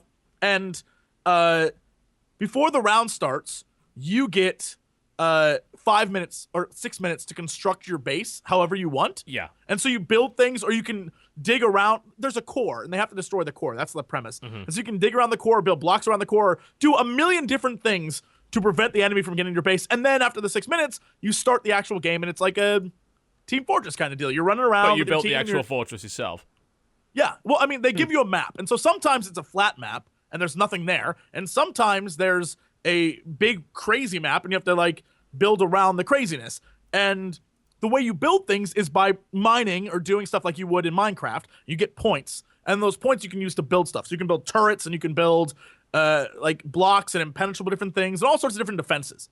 And then some guys can build bombs and some guys can build mortar cannons and some guys. So there's this huge way of like crafting this game. And then you play, and the playing of it is hilarious. There's so many things that can happen. And Krendor and I learned this one strat, and I think Sinvicta posted the video because it's really, really funny. We learned this strat from playing these guys where the ninjas can climb blocks, right? So if you build straight up into the sky, a ninja can climb all the way up to the top and then place block after block after block on the top of the map and just go across out of view and then jump down and like just start throwing stars at your base and destroying it from above. And we thought, oh, well, that's an easy strategy. So we tried to do it, and it's just like 16 minutes of us falling off, like falling over and over. Like, there's a builder guy, and he can build like turrets and different things. There's a robot who has like a rotary cannon. Like, it's very simple, very fun. Like, I was blown away. I think we were going to play for like an hour to test it. We were there for like 4 hours, maybe 5 hours. I don't know what was going on. It was a lot of fun. Sounds like a lot of people are complaining about on trolling and Saturday griefing in morning, that right? game, though. I mean, I don't know. I don't know how you would grief, but I imagine it's possible. Can you 'Cause, blow like up I said, stuff that other people have built on your team? Oh yeah. Like you Well, can. there you go. Yeah. So I mean, that's just people being assholes. Yeah. That's I would griefing. say, yeah, I would say that if that exists, it exists. I think. I mean, we did it to ourselves. Krendor was learning how to do the mortar cannons, and he placed his beacon right on. He's like, "How do I use this?" Put the beacon right on his mortar cannons and blew himself up and the cannons. There's other times where some characters have huge bombs that you can place, and it destroys massive swaths of land. So you can just, when the game starts, there's a blue border preventing you and the other team from fighting each other right away while you build. All we did one game was dig down to like lava level. And that fight, we just used our bombs and blew up everything to lava level. So they had to jump across like 15 blocks to get to us or build to get across. And we just sat there like with turrets gunning them down. It was our Maginot line. It was very good. It failed, mind you, which is surprising. Who knew? And there's a lot of really cool stuff. It was a lot of fun. It sounds like a think- better version of Ace of Spades, by the sounds of it. Are they the same company? Well, Ace of Spades was bought by Jagex, and then I looked at Ace of Spades by Jagex. It was fucking terrible. Like, it was really bad. But it seems like they've taken that concept and made another game out of it. And at the moment, you can pre-order and you get beta access. It's $20. It's going to be a $30 game, which I imagine is going to severely limit the player base. But simultaneously, if they made it free to play and it was Jagex, they would probably make it pay to win as all hell. So I don't know. Hard to say. I don't know about pre-ordering, but I do know they have a website where you can just go sign up for the beta. That's how we got it. So Yeah. I imagine that give you it a don't need shot. to. I mean, it looks Yeah, good. you don't need to pre-order. Apparently someone was complaining as like, oh, well, there's not a lot of progression. Good! I'm sick of getting on fucking treadmills to unlock shit. Like, let me have all the stuff. The progression is like, at level 4, your thing can fire 10% further. Like, it's not Not a big crazy deal. game break. Yeah, and you Alright. don't really notice it. Yeah. And so, I'm not sure what it would be like to play by yourself. I can't even. I would don't imagine know. a miserable experience, Yeah, probably. but by the playing sounds with of it. friends was a shit ton of fun. Like, it was ridiculous. So that video exists on my Twitch. If you guys like, it's 4 hours of us. Like, you can see the progression of us learning to play, and by the end being like masters of that game, because it's not hard to understand. Once you get like the way, I guess you have to just sort of get Minecraft, which I still don't. Oh, dear. But you have to like get like, Well, that's gonna be a you problem. get, like, I'm how to build fucked. things. Once you get how to build things and like protect your base, or how to climb under or dig. There's one time Krendor literally digged, like he left. We're like, where are you going? At the beginning, in the first 6 minutes, he dug all the way to the border. And then when the game started, continued to dig under their base, and then set like 6 bombs and blew up everything around their base that was just their core. And then we all snuck up and started beating up their core, and we won. Like, there's some really douchey things you can do, but are really fun and really smart. We were like, yeah, we got this game. It was great. It was a lot of fun. So That does yeah. sound like it could be kind of good. I don't hate the art style either. I know, that's It- kind of it surprising because looks Ace of Spades better. are like shit. Yeah, it looks better than Ace of Spades. I wonder if they're using like a different engine. It's very stylized. Some of the explosion effects and stuff, it seems. We'll see. Looks good. Might be all right. Hopefully. I'm not sure if I fully trust Jagex considering what they did to Ace of Spades, but I'll give them another bash. See what they got. Yeah, this I feel like I never played Ace of Spades, but I imagine if it's similar to this is probably like a better version because I don't know. It feels more FPS than it should. Like, it's a weird. I don't even know how to describe it. Like, it feels better than. Like, I think Sinvictus said, like, it plays and feels better than it should. Like, by all rights, it shouldn't be this fun to play, but for some reason, it is. Like, that's the best way to describe it. Like, you look at it, and you're like, oh, I see what they did. But then when you play it, you're like, oh shit, that was a lot of fun. And I don't know why that's the way it is, but that's just the way it is. So. That exists somewhere in the ether of the internet. So I think you can literally just go sign up. Again, I wouldn't pre-order anything, but since they have a website where you can just go sign up, I'd go sign up. Block and load. Black and load. We'll see. I'd play with TB. Krendor and I'd play with you for WTF is, and then you could just use the footage. Of Yeah, we'll just do amazing- that. Yeah, we'll just put that together over the next few days at some point. We'll see what that brings to for bear. me. I promised people I wouldn't talk about more Hearthstone, but holy shit, I milled the hell out of this Warlock. Oh my god. He's been talking about that all day, by the way. It's so good. He's I very was- proud. Literally, Very the proud. second we got on the call, he was like, guys. I milled the hell out of this guy. It sucks because I didn't record it. I was talking about Shadowplay not being on. There you go. That's that one game. It's where the mill deck worked out perfectly. Like, the guy must have been fucking tearing his hair out by the end of it because he could never get anything on the board. I was always bouncing it back into his hand. I stuffed his hand and then threw down like a Clockwork Giant and 2 Goblin Sappers. They're just insanely powerful, really, really stupid shit. And I keep filling his hand. I get Gallywix out there, and then he clones my Gallywix with a Faceless Manipulator. So there's 2 Gallywix on the board, and we're just throwing cards at each other, but he can't throw them at me as fast as I'm throwing him. I fill his hand with coins, then fucking burn all his good stuff, and then he eventually fatigues and dies. He keeps trying to... He's playing the handlock kind of Giants variant, where he's putting like huge giants down on the board. It's like, oh, I'm going to throw down 4 giants at once. Vanish. All back into his hand. More giants. Vanish. And he's like, ah! And then he burns to death on fatigue. It was the best. So happy. So happy. Goblins and Gnomes is good. It's fun. Good. It's fun. That's all we'll say. Yeah. I like to talk a little bit about Hearthstone every time just to annoy Yeah. that one guy on Twitter that's like, stop talking about Hearthstone. It's like, you want me to talk about Hearthstone all the time? Oh, Okay. you want me to talk about Hearthstone Yeah, some more? Hearthstone, yeah. We Hearthstone? can do some Hearthstone, absolutely. The one thing I don't know is how that game is to play when you don't spend money. Because when the game first spun out, I dropped $250 on. I bought all of Nax, and then this Jesse, expansion. really? I mean, you're talking like you around me and Krendor, who have basically bought all the cards outright on day one. Come on. First Yeah, off, Krendor that didn't still buy anything. horrifies me. All that shit's donations. You go to his channel, people are like, here's $100. Go buy cards, Krendor. F you, internet. You're dummies. You're all dummies. I hate you. No one gives me $100 to go buy cards. You just have to ask, Jesse. Just say, hey, No, because the minute I ask for that, then You they're already gonna have a spend load on me. of money. Spend that. Jesus, it's a business I expense. did on you a know that. fucking cake.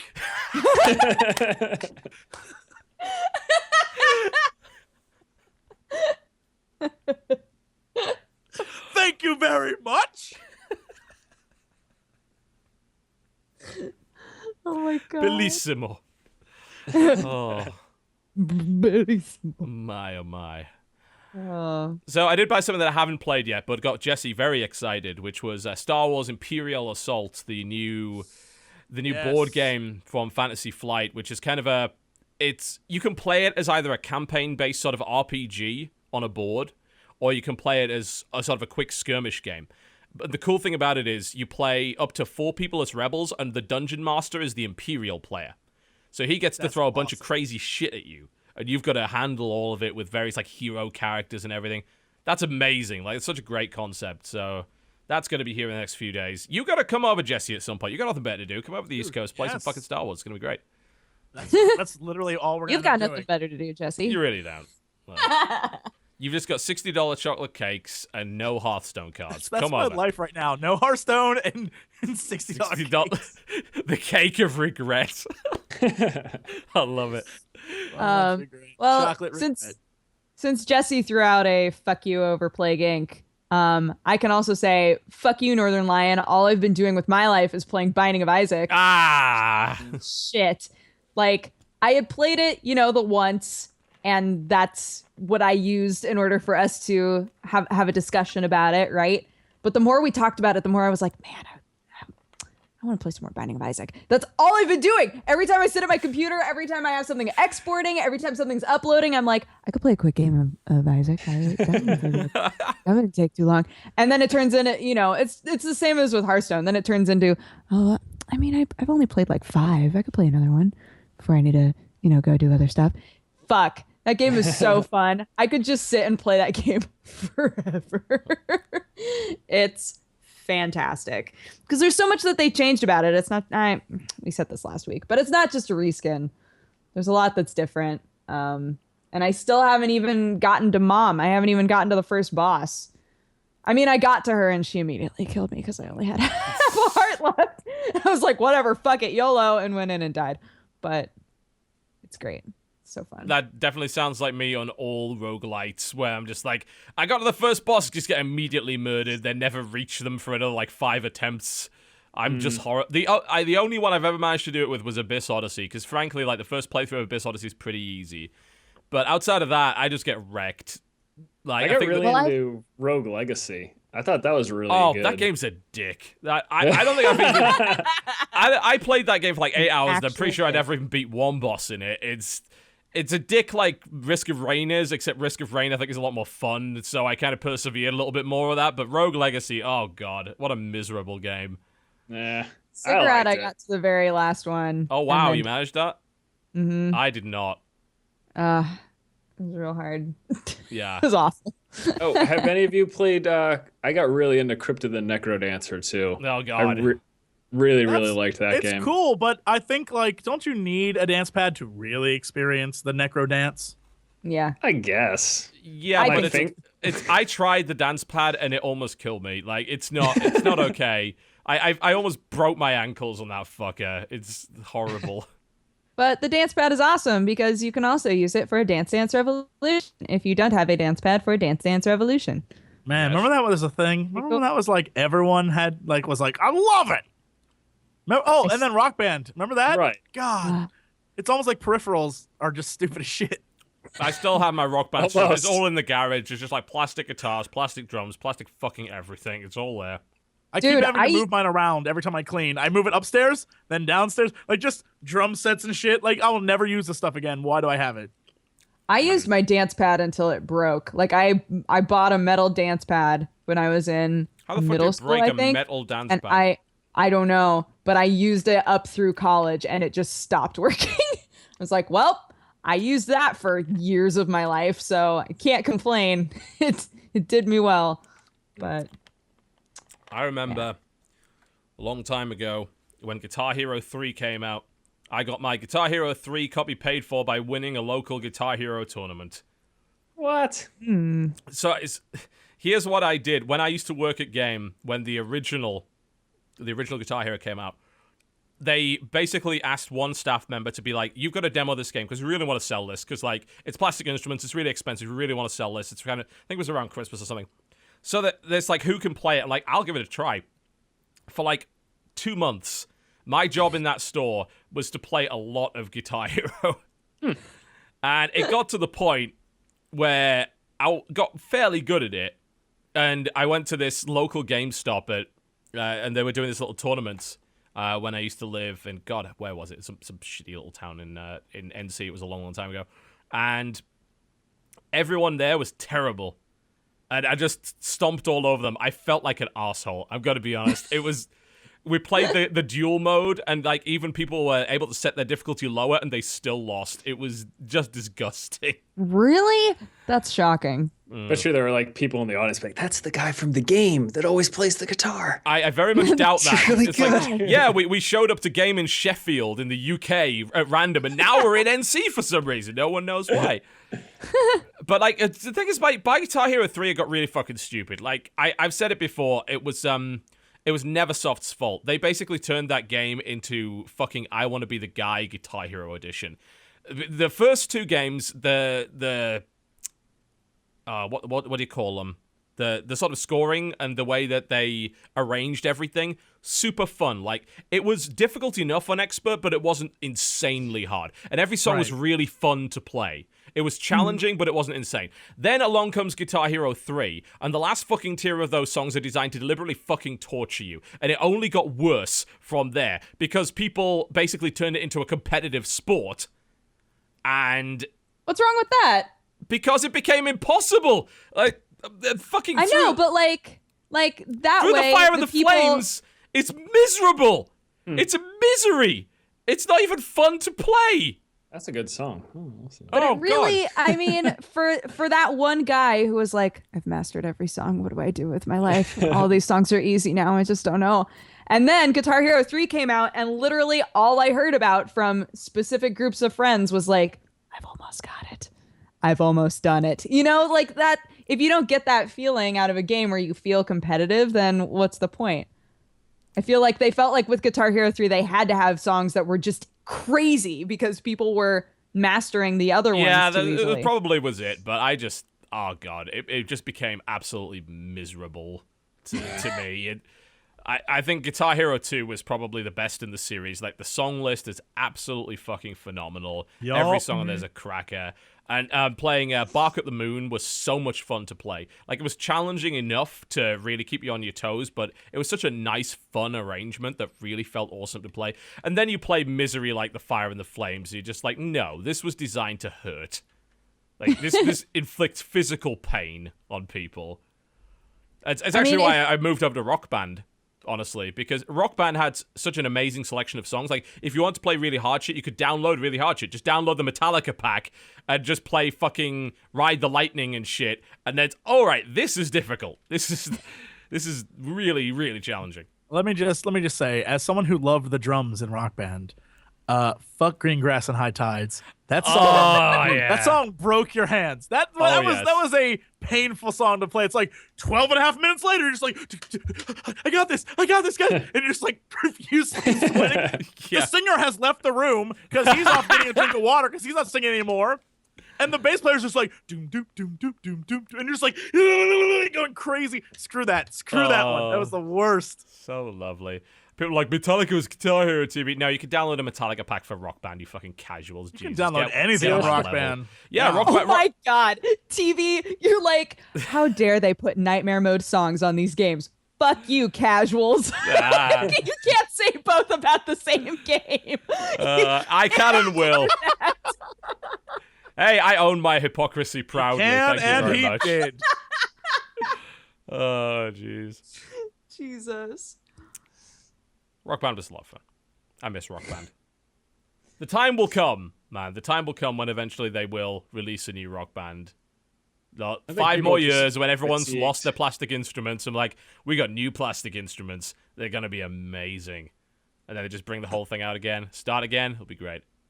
I think the thing is, too, like, that only appeals to you at a certain point in your life. Like, I don't know that I would have any use for Rock Band anymore because I'm not in any college dorms. And I don't have my best friends I happily played next it not door in college. anymore. You'd be surprised, like, the amount of copies of Rock Band and Guitar Hero that we sold to kind of guys in their 30s and 40s.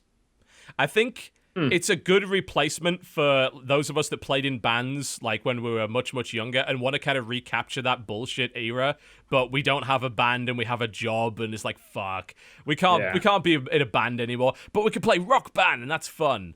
Your fingers aren't calloused anymore, so guitar hurts. Yeah, just miserable. But one thing that I really, really liked about it, and I think it's still great, is that a lot of like younger kids were introduced to like good classic rock, and I was like, I can appreciate this because at least now you understand like why that's such a fucking awesome song. Like, goddamn, Justin Bieber. That's good music. Damn kid. Now I used to play Jesus You Got Another Christ. Thing Coming by Judas Priest over and over and over again. That was just, you just like assume the rock stance and just begin, and it was the best thing. Oh god. Damn, those were fun games. So much fun. I just liked singing all of the Alanis songs.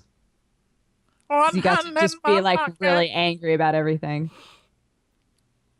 Once I was mad. Once I figured out that you didn't have to actually sing the songs, you could just go like and you get 100%.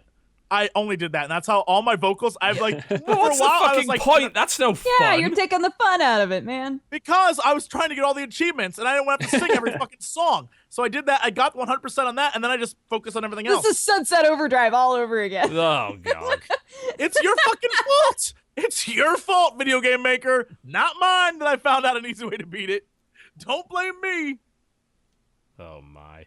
All right, let's take a break and then we'll come back. We'll talk about some news. I think we've run out of games that we've actually been playing like 30 minutes ago. Now we talked about games that we used to play. This is not the point of this section at all. All right, we're coming back for some news, folks. You're watching the Co-Optional Podcast. Don't go anywhere. Ladies and gentlemen, welcome back to the Co-Optional Podcast. We were all eating during the break, I think. These are delicious. Absolutely fucking delicious. And I just realized you've been muted. It's like, this is quite quiet. There we go. Now I can hear you. I'm gonna mute you again. Fuck you. Lindor, you are fantastic. Is that Lindt chocolate? Yeah.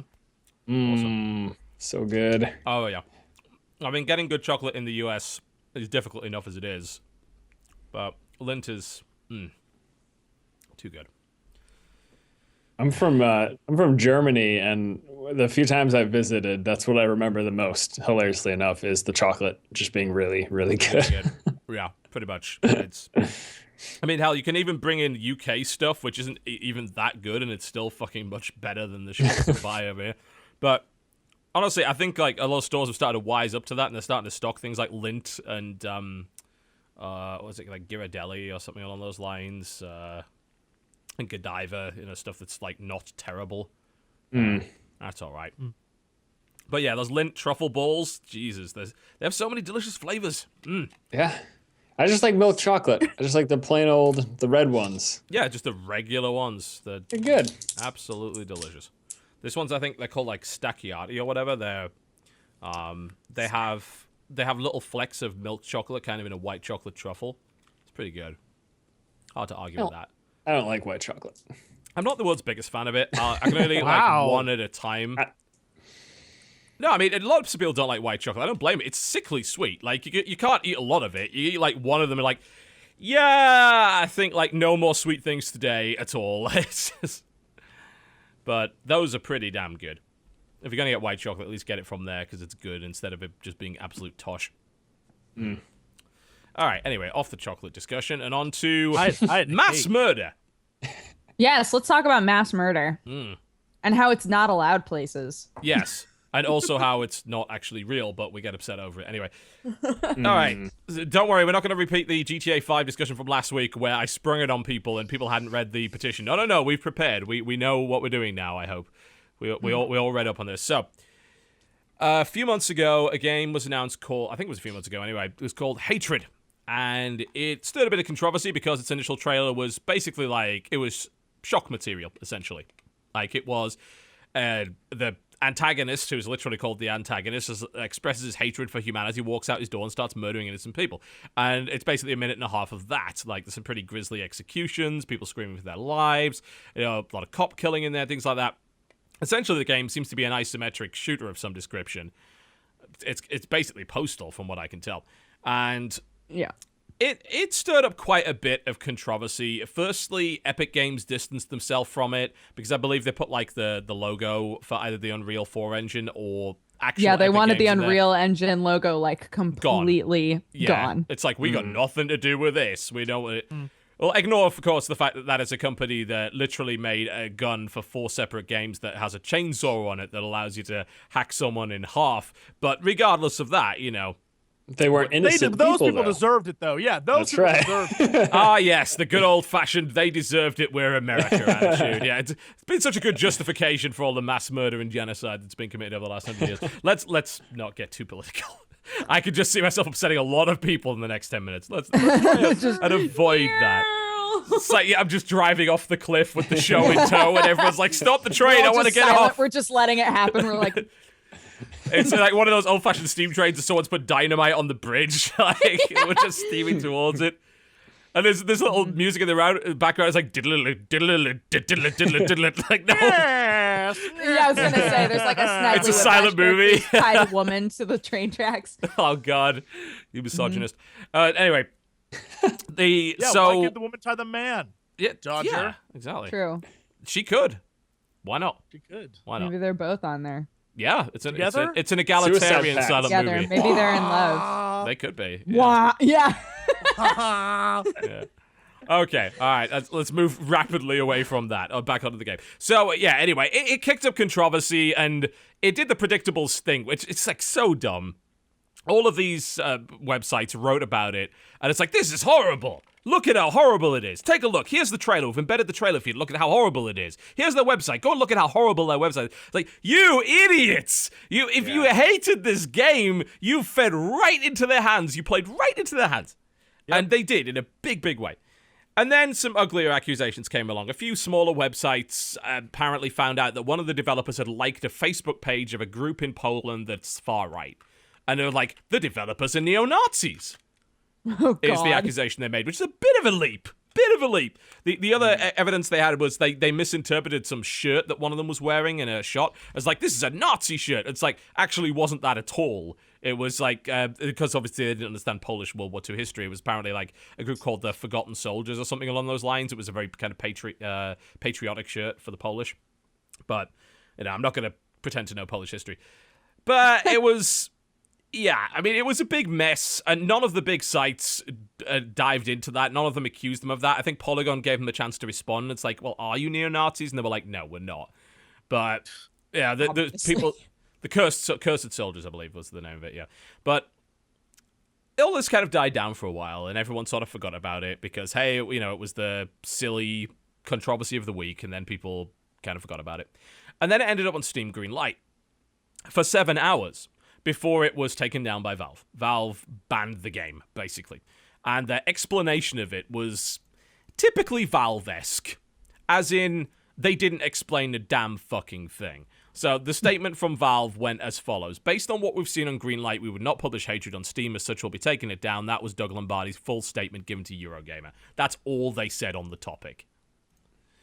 And now we are where we are, because a lot of people are upset about it. They have, a lot of people are writing to Valve and saying, what the fuck are you doing? Why is it that the original Postal is on the servers, which is literally all three the same of them. I literally just looked it up. I was like, do they have Postal on Steam? They have Postal 1, 2, and 3 up. Oh, absolutely. Do they have Carmageddon? A game that literally rewards you for running over pedestrians? Absolutely. Do they have Manhunt? A game which is about... It's a snuff film. That game's a fucking snuff film. Yep. Absolutely. They totally do. And of course, they'll damn well sell GTA. Absolutely. They wouldn't want to miss out on the 30% cut they get from that game. Oh, hell no. Hell no. That's a lot of money there for Valve. But apparently Hatred is too much. And yeah, we're not going to greenlight it now. And that means that basically it's not going to get on Steam at all. So the argument that I made in my video earlier today is quite simply this. If a game gets refused from Steam, that can be a death sentence. Because Steam is very, very powerful on the PC platform. Yep. Absolutely huge platform. There are plenty of people that just don't buy games that don't go up on Steam at all. There's a lot of people that do that. And unfortunately, consumers have handed a huge amount of power to a company that they felt they could trust. And yet, like, for years I've been saying, look, guys, you can't... They're still a company like any other. You can't 100% trust them. Yeah. But this, I think... it's double standards, but what bothers me more than the double standards is the lack of explanation. Like, the sheer fucking arrogance of it all. The idea is like, yeah, well, we wouldn't publish it. And then just kind of go back to swimming in your fucking pool of money. Like, Scrooge McDuckin. Yeah, Scrooge McDuckin, absolutely. What I want to see the rules that they broke.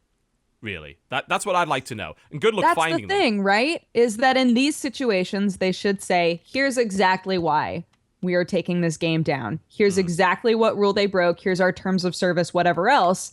And honestly, if it did break terms of service, then there are plenty of games on Steam that have also broke terms of service for them. Mm-hmm. So I went investigating. I wanted to try and find out what those terms of service are. They're NDA'd. can't fucking get them. There was something on, gosh, let me look. There was something on Reddit that I saw, because there's a Reddit thread up about this very thing today, and someone posted a link, or gosh, I'm just stuttering my words now. Let me try to find it. But someone basically posted a set of rules that said that would have given reasoning behind the removal of it. Oh, yeah, I think this is the thing. Do we know what the premise of the game was? It was just like a dude who hated everyone and goes literally- to He hates kills everyone, kills people, Just basically. killing innocents.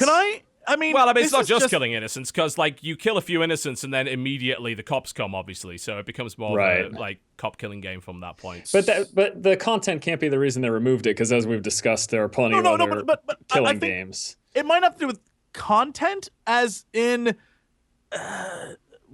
not reasoning, but like, because when you think about the other games, I'm trying to figure out like why, and this is a stretch, but it's obviously it might be the idea that in all those other games you mentioned, the character has a reason to go nutso and kill people, right? They're like crazy, right? Yeah, and they well, this give you person is quite clearly crazy as well if he's willing to murder a bunch of innocent people. But like, it's talking this about one's just humanity like- being a disease and shit. Like, the guy's mentally fucking unstable. Yeah, but this one is that. This one is like, it's very much. He wasn't a nice guy who was driven to the point of now I've got to kill people. He's a disturbed individual who's like, F it, I want to kill people. Well, the thing is, we don't know that's. We don't know enough about the character. Like, maybe he does have a backstory where he used to be like a nice guy in the world, like treating him like shit or whatever. Here's the thing though, like, because a lot of people bring up the context argument. The problem is this, like, saying, oh, well, you know, all these games have different context. Postal 1 doesn't. Like, a lot of people like to bring up Postal, like, oh, Postal was a parody. Postal 1 is not a parody. Go and play or watch footage of Postal 1. It's exactly the same. There is no parody, no context that explains any of it. Postal 2, they put some comedy in there. It's like you can use a cat as a silencer, which is horrible. But, you know, you can piss on grandmothers. But Postal 1 had none of that. Postal 1 was literally an isometric shooter about killing innocent people. Hatred is an isometric shooter about killing innocent people. It just happens to look a bit more modern. And here's the thing. They're remaking the original Postal. It's scheduled for release next year. Will they let that be on the service?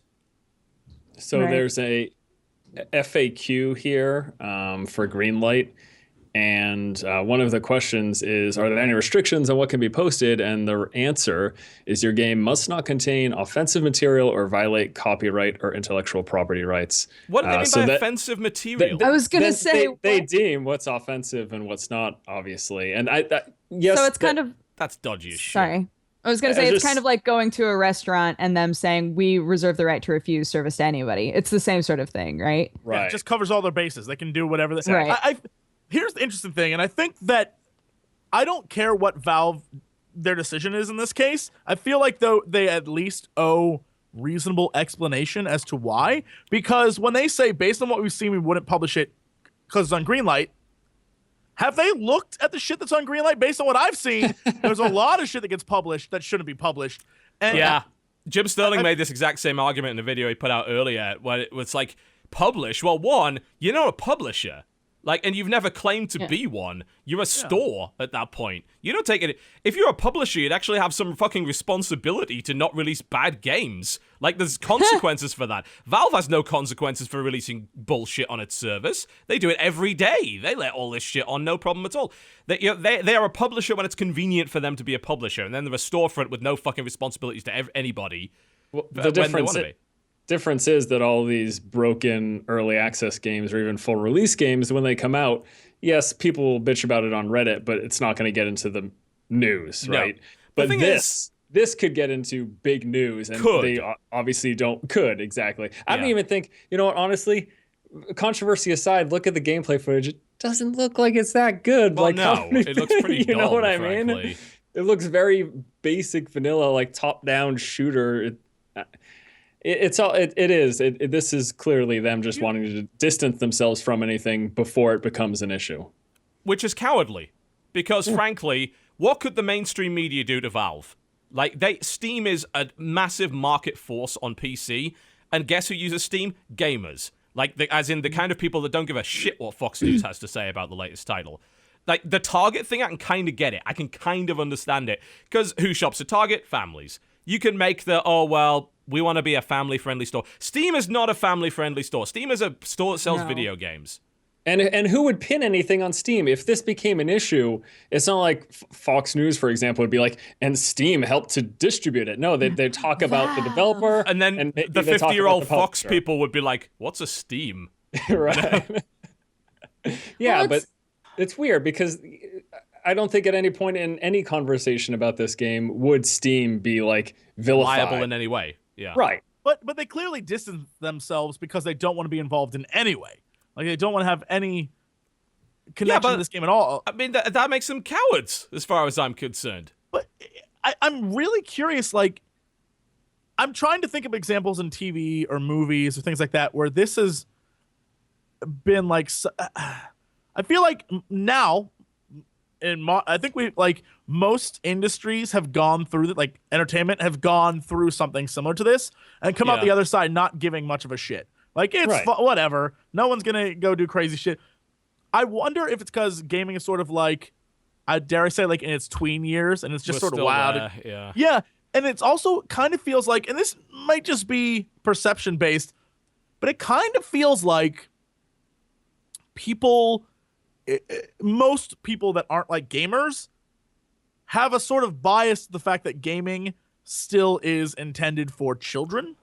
Mm-hmm. Yeah. And that's sort of what they're thinking here is like, I don't know. It just feels like there's this underlying current of, well, it's gaming. So, kids could play it. I mean, kids watch crazy shit on TV all the time, but no one complains. And the people who do are like, they're wackos, right? I feel like this could be, there's probably a ton of factors here, but I imagine it's because gaming as like an entertainment media it's like, in its like tween years. It's how long is it going to take us to get out of that? And the thing is, like, Valve until something else comes along. I mean, it's the new scapegoat. It's been scapegoat for 20 plus fucking years. It's getting really tiresome at this point.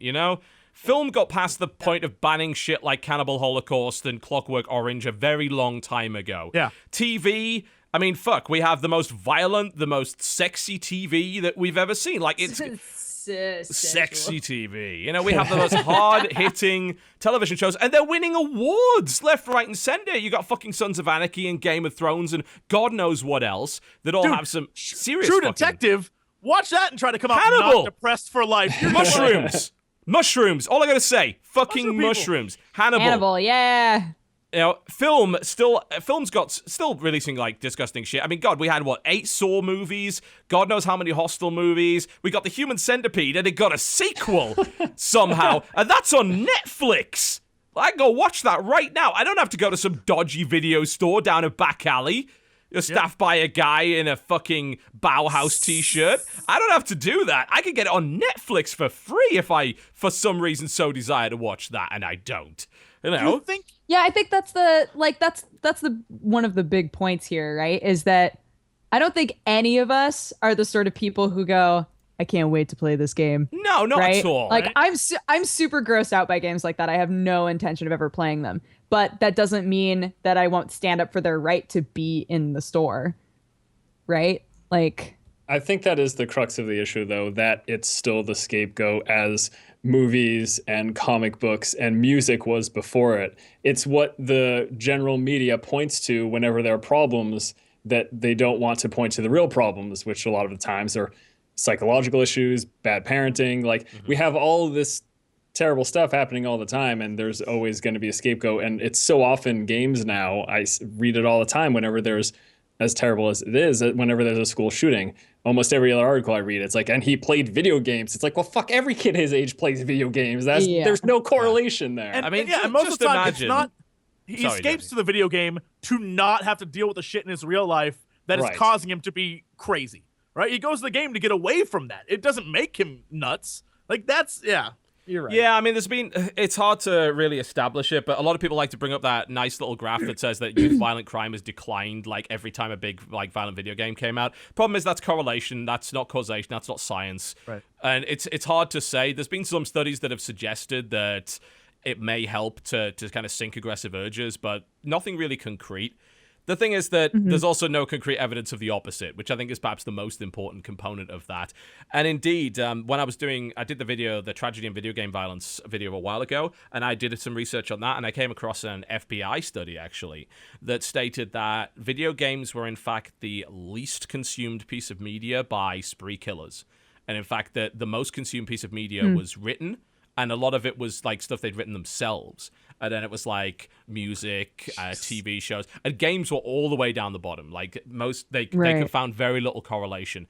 And again, not scientific, but it's just silly that we keep having to have this argument. You know, it really is ridiculous. I mean, imagine if there was a game on Steam about doing nothing more than slaughtering innocent people.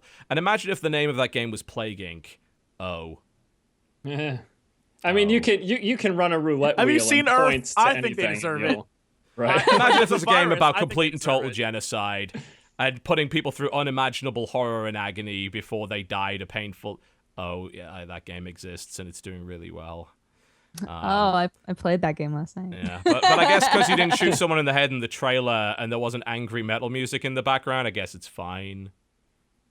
Here's the thing. Yeah. All this shit is fine. All of it. Like, do I want to play Hatred? No, I don't. I really don't.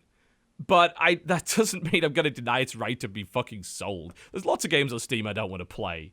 But I'm going to play them. They're allowed to be on the service. They don't cause any problems. There's no proof of that. Yeah. I think the part that's most exhausting about that argument and how it keeps coming up is people are taking it as, oh, so games don't affect you at all, which of course they do. You play a game to get an experience out of it. You want to feel like emotionally invested somehow. You want to take something away from it. But no, I'm not going to ever say that a game is going to turn me into a murderer, right? Like, that's not going to happen. I could possibly over a long period of time get desensitized to certain things because Sure. I've seen them so many times. Yeah. But it's not going to turn me into a violent person. It's just not, you know? No. And no. that's just me speaking for myself. But again, it's like, we're not saying that we aren't affected by games at all. That's not the point, right? I don't know. I mean, I'll be real honest. The fact, like, this game wasn't even on my radar, and the fact that so much controversy has been brought up around it, I actually kind of want to see what it's like. Fucking It's strides in curiosity effect. now. Yeah. I mean, yeah, they did exactly the opposite of what, I mean, I'm on the curiosity train. I want to see, it doesn't look like great, but No. now I want to see what the hell's going on in the game. Yeah, I mean, You got me, now I'm curious. Yeah. And again, the rest of the argument, I kind of covered this in Content Patch, and all of the counter arguments that are popping up there I thought of 2 days ago. So, go watch that video if you want to think about it. But at the end of the day, it's like, come on. It's a video game. You're not killing anybody. You are eliminating virtual people in a virtual world with a virtual gun that's loaded with virtual bullets. None of these things are real. I'm sorry. Somebody said Hatred should get a mod called Love. Well, just walk it's around funny- hugging people. It's funny you should mention that, actually, because there was this weird article that we found earlier that was on MCV, which is a trade mag in the UK, that claims, and this is just too weird to even be true, but it's on MCV, so I assume it's true.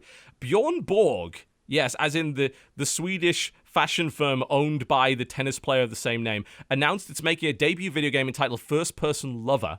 The game is an action title in which players fight the forces of evil with the power of love and is largely positioned as a spoof of hatred. Oh my god. Yeah. What the fuck has happened to this world? Like, God. Oh god, just dip kiss everybody. You just walk up, hug people, dip kiss, Baby. hug, dip kiss. That sounds great. That is a very, very strange thing indeed. That's very odd. It's like, but people are like, oh, well, the developer's trying to be offensive. So? Nothing happens. I'm offended. What, did you suddenly, like, contract leprosy as a result of that? No, you didn't. You just kind of got a bit upset, and then you turned it off and went away and got on with your life. I feel There's like we're plenty reliving... of movies that exist just to offend you. Like, people make things just to offend. Like, there's music that totally. exists just to offend you. Don't That's consume life. it then! There have been entire artistic movements that were grounded on the idea of, if I offend you, if I make you feel something that visceral, then it'll help you be alive, right? Like, like that idea has existed for years, for tens of years. Like, I feel like It's we're nothing new. reliving the days of, I don't know if any of you remember this. I'm sure you do, but like when Eminem and Marilyn Manson were taken to Oh, court Christ. over their albums because people were like, well, this music made me be a psychopath. It's like, no, that's Well, you remember not- the Judas Priest situation? Yes. Stained Class, Better By You, Better Than Me. It's like, yeah, this made someone shoot themselves in the head with a shotgun. And the point that they made was, look, if we wanted to if subliminal messages actually worked and we wanted to put them in there, would say buy more of our albums. Like, we wouldn't tell our people to kill themselves because then they couldn't buy more of our music. That I watched. There was a documentary in the UK a while ago about like the history of metal, and that was brought up. And they did playbacks, and the defense lawyers basically proved that subliminal messages weren't real and that you could get anything out of it. Like I think they got have a delicious peppermint out of it by playing it backwards at a certain point. It's like you hear what you want to hear, and the only evidence they had was that like at some point they said, "Oh, well, you play this backwards, it sounds like do it." It's like that's 2 syllables. That could be anything. Like. Do it like the sex. Do the sex. Yes, do those Do things. it. I'm actually surprised that they didn't try and claim it was gay propaganda, considering Rob Halford there. But you know, I guess apparently they were more interested in claiming that it made people shoot themselves in the head. It is. It's this just stuff all- Make you keeps do happening. it, man. Yeah. It's just all passing the buck, not talking about the real issues. I think gaming will remain a scapegoat and to a large part of the population for some time. Like until something else to blame comes along. Because, people aren't really blaming Elvis for their kids having sex anymore. No. Or the comic books. I am. But that was a thing. To be fair, here's the problem. The thing about the comic books is that the comic books got utterly fucked. Like, and they're still kind of just recovering from the Comic Code Authority stuff. Like that was actual legitimate censorship that went on with comic books a long time ago. And I don't want to see that happen with video games. I certainly don't, you know. I don't know enough about comic books to really make a very educated opinion on it, but I have been reading a couple of articles on it, and people just saying, look, there was long-lasting damage done by the Comic Codes Authority stuff and all of the morality codes that they enforced on those, and like stuff in the 50s and 60s, and that's a bit worrying to me. You know, I think we'd have grown past that, but I'm not sure if we have. If the last month is anything to go by, then maybe we haven't done that at all. Well, maybe not within the realm of public opinion, but as long as there's no new legislation being passed right this very instant, then unless you're in Australia, then sorry, Australia. Yeah. They hate video games Yeah, there. they really hate them, What? Not even gonna and bring they're it up. I quite don't care. expensive. I was gonna ask why, but I just don't care. Sorry, Australia. I don't. That's your own fucking problem. I don't care. Yeah. It's kind of sad, you know. At the end of the day, I want Valve to explain themselves, and I want them to have a better code that's public. Like, offensive material is meaningless. That means nothing. Like, you've let plenty of stuff on the service before. You'll let GTA on with no problems whatsoever. So, don't give me that shit, and don't like, oh well, the context. Yeah, where's the line drawn? Show me where the line is. Like, define it. Hatred. Hatred Apparently is the it's line. hatred. Hatred is the line. It's not Postal, and it probably won't be Postal HD when they re-release that, but it's hatred. Like, Any game okay. that's going to sell well will never Right. be offensive. Well, I think hatred was going to sell well anyway. Now it's going to sell even fucking better because people are going to actively go out of their way to find this damn thing. It's it's just kind of ridiculous. It's silly that Valve would indulge in that stuff. It really is, and I'm disappointed in them, frankly, but I guess I shouldn't be surprised. It's hardly the first time they've pulled some ridiculous decision, then justified it with 2 flippant sentences and gone right back to rolling in money. It's not new for them. Scrooge McDuckin. Scrooge McDuckin. Sounds like Scrooge stuffed in a turkey Is with a chicken. Scrooge Turducken. Yeah. Scrooge McDuck. Something Scrooge along those McDuckin. lines, yeah. Sorry, I don't trust Valve to be a moral arbiter. They're not qualified. I don't trust anyone to be a moral arbiter other than fucking me. I decide what entertainment I consume. It's ridiculous. It would be a duck. Still thinking about this. It would be a duck and a turkey, but instead of a chicken in the duck, It's it would just haggis. be money. Oh, Oh, because the Mick parts.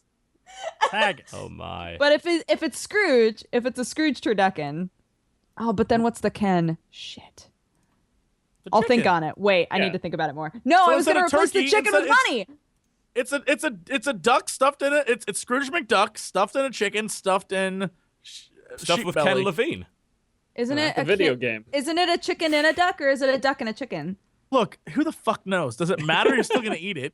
Well, It does, it's because all I'm in a trying to turkey. figure out where the money goes. It's a turkey. It's a duck and a chicken and a turkey, right?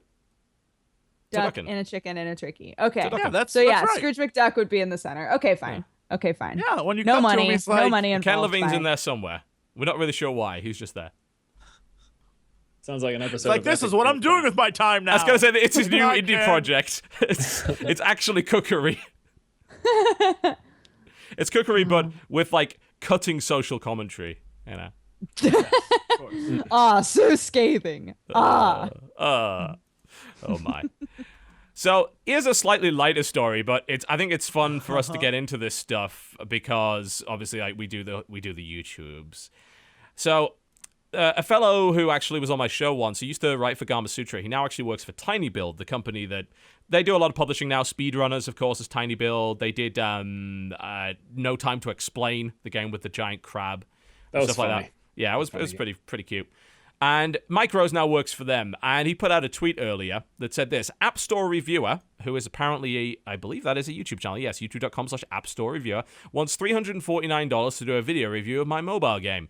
Here was my response. So here's the actual email that they received from Jonathan Martinez. The App Store Reviewer YouTube channel offers guaranteed video reviews for $349. We've worked with and are trusted by... This cuts off at a very amusing point. So I'm trying to download the full image, but Twitter's cutting it off. It's like we are trusted by 10 and companies. Like I imagine that probably means hundreds of companies. Appwin.com contests are another service we offer to boost your iOS rating. App must be free. This contest start at $300. They require users to download and rate your app for a chance to win a prize. Let us know if you'd like to schedule a booking. He responds by saying, "Do you take Monopoly money?" It's pretty much kind of a fuck you. This is so. I've learned quite a little bit about this over the last few months. This is not unique amongst mobile games. Apparently, a lot of websites and a lot of YouTube channels do this. They if they're doing mobile games, they charge for reviews. Quite simple as that. Because I guess there are thousands of games coming out, and getting noticed on iOS is really hard. So people have figured this out. I was willing to believe it's because literally no one watches reviews of and they were mobile losing games. money? That's And what I was so, thinking. Yeah, they were Yeah. losing money. Yeah, and being like, if I'm going to review your game, then you need to like help me live. Yeah. Because no one's going to watch this shit. I imagine there is a degree of that. Have you been to that particular channel, or is it App yeah, Store Reviewer? it's 55,000 subscribers. So What not is this? huge. App Store What is this? Reviewer is the name of the channel. Oh, never mind. I can't even go there. No, I'm fucking keep... Can't They've type done- anything. My Oh broken God, they've keyboard. only done 1, 2, 3, 4, 5, 6. They've only done 7 videos. No. Total? No, they've done more than that. I think you're on the wrong channel. I'm at App Store Reviewer. YouTube.com/App Store Reviewer. Yeah, they've done way more than that. I see like 600. Yeah. What are you looking at? Oh shit, there are more there. Yeah. I was on the They've main done a lot. page. On the main page, there were only Yeah. 7. I was like, what the fuck? Although I've got to say, like, I'm criticizing another YouTube channel. Like, I give a shit. The comments are disabled, incidentally, and all the ratings are too, by the way, on I think all of these videos, by the looks of it. They don't have a capture device. It is quite literally a camera pointed at a Over the phone. shoulder. Yeah, I'll give them credit. It's a pretty good camera, and their phone looks all right. But like this is not the only like YouTube channel or site that does it. It's mostly websites that do this. I don't think Touch Arcade does, and they're kind of like the biggest site. They're probably the only site that I really trust for iOS reviews. Honestly, they're usually pretty good. But there's a lot of other websites that apparently have just said, yeah, we straight up charge for reviews. Simple as that. You want your review, you got to contact us, got to pay us some money. What do we think about that? Yeah, it's kind of sleazy. I mean, all of us have taken money for brand deals in the past, right? you're right, but that's not a review, I think though. there's a difference when there's you no- approach someone and be like, "Hey, if I will check out your game if you pay me money," as opposed to someone being, "Hey, we would like you to check out our game. I know you're busy, so here's some money." I think it's different. I think I mentioned this a while back. It's definitely a trend on YouTube now, just in general. Like, people were saying, I had a friend who was trying to promote some games, and no one would play the games because they all wanted exorbitant amounts of money to play the games. And they were like, well, yeah, I'll do it for $3,000. That's happening. like- That is happening a lot more now. It's happening more and more and more. Yeah. Scary amounts, actually. And I think, and unfortunately, people are willing to pay stuff like that because of the influence some YouTubers have. Well, of course. And so they're setting a weird precedent where it's more and more people now, because, oh, well, if that guy's going to do it, I'm going to ask everyone to give me money for it. Which is kind of one of those, it's like a weird line between, like, if you do something, you know, if you're good at something, you should be paid for it, that kind of thing, right? And then the idea of, like, but, I mean, you're asking for money to do this, so you're automatically... like, Automatically biased. Yeah, it's very, very weird. And that's, like, thankfully, I will never have to fall under the privy of, like, I'm a reviewer. Right? So I never have to have that worry. It's something I have to constantly think about. Like, and there's all sorts of little weird things. Like, it's the same reason that I closed my PO box down, because, like, I had a company send me, like, a box of I think it was Czech stuff, from the Czech Republic. It was like delicious candy from the Czech Republic. I'm like, damn, that's really nice of you.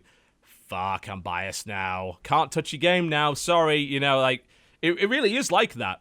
It's so, because even being offered something can really fuck with you. In the case of either you overcompensate because, like, damn, they offered me something that were nice. I'm going to have to be extra harsh in their game to compensate for that now. Or, oh, well, I'm just going to be nice to them because they were nice to me. You know, I'm predisposed to do that.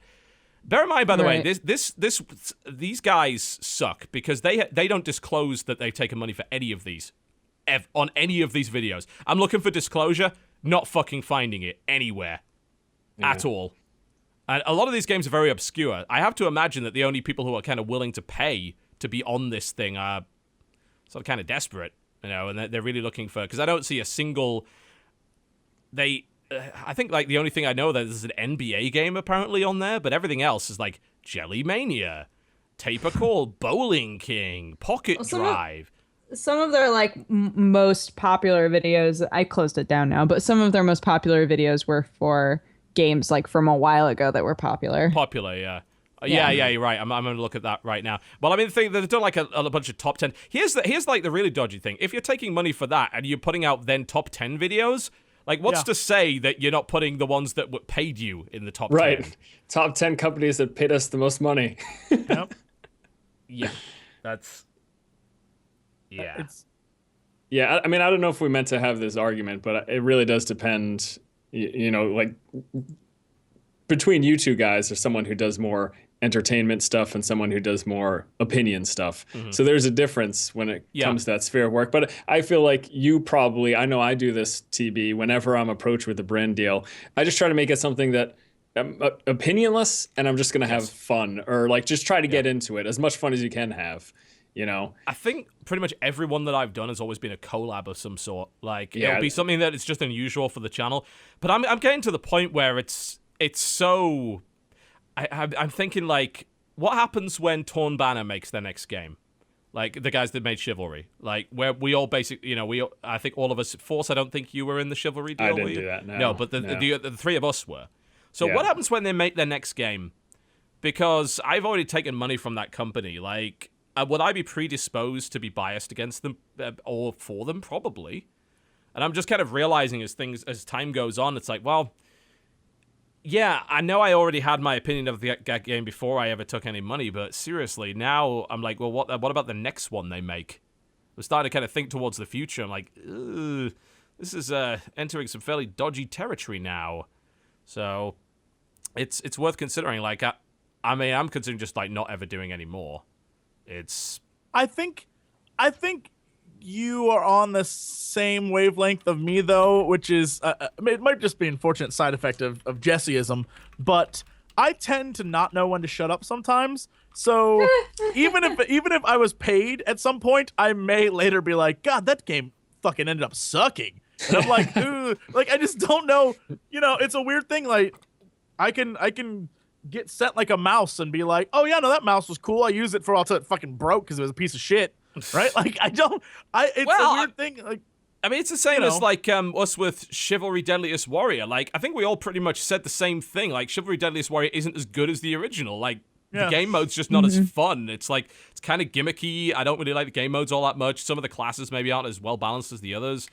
it's not as good a game. But I mean, obviously we still did the tournament for it. Yeah.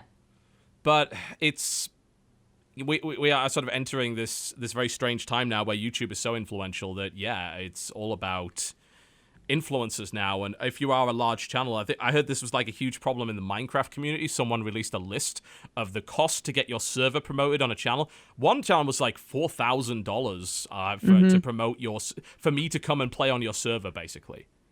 Yeah. There's a point, I think, where you're really it's slash and burn. I am worried about the time when companies start to en masse turn around and say, fuck you, enough of this. You're using our games. We're not going to let you do that anymore. That's what really worries me, that we're going to end up seeing that happening. And that fucks over everybody. I mean, for you, yes. Unfortunately, as a reviewer, you have to be very timely in what you do. For me, hell, I used to get Ubisoft stuff all the time. This year it was like, fuck Ubisoft, they suck now. I have received nothing. They don't even talk to me anymore. Well, I mean, a lot of people have had that problem. We've obviously criticized them a lot, but we still got review copies, but a lot of it was like...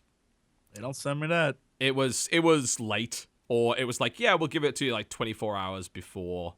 But the thing is, that was happening to a lot of sites. It wasn't just to us, so...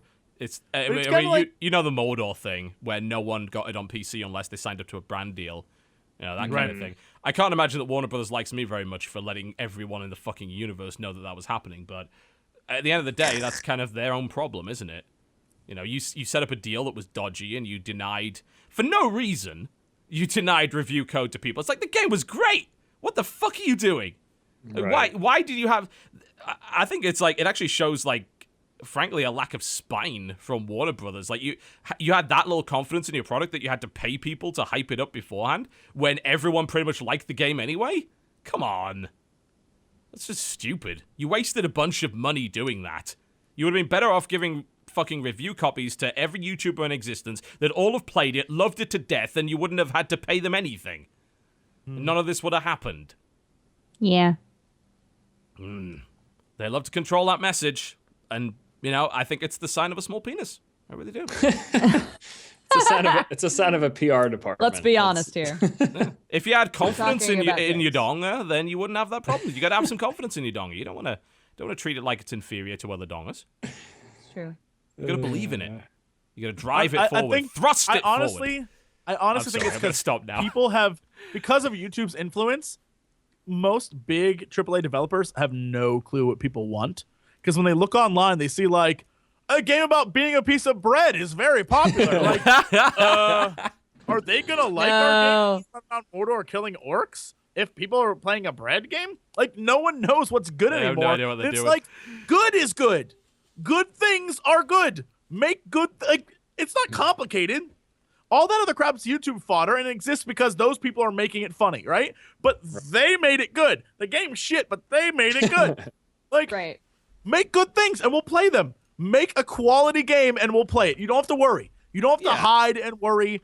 We know what's good. We know what sucks. And when you come to us and say, it's good and it sucks, guess what? It still sucks no matter what you say. So make good shit, and we'll play it. That's it. Also, it rhymed. Put it on a shirt. Make good shit, and we'll play it. I think, like, people look at YouTube fodder and they got completely the wrong idea about what people like to play. For the millions and millions and millions of views that I Am Bread has on YouTube, you know what their all-time peak players was? 419. Right now, only 107 people are playing that game, which makes it like the 790th most popular game on Steam at the moment. No one gives a fuck. Like, compare that to how many people that are currently playing Counter-Strike Go right now.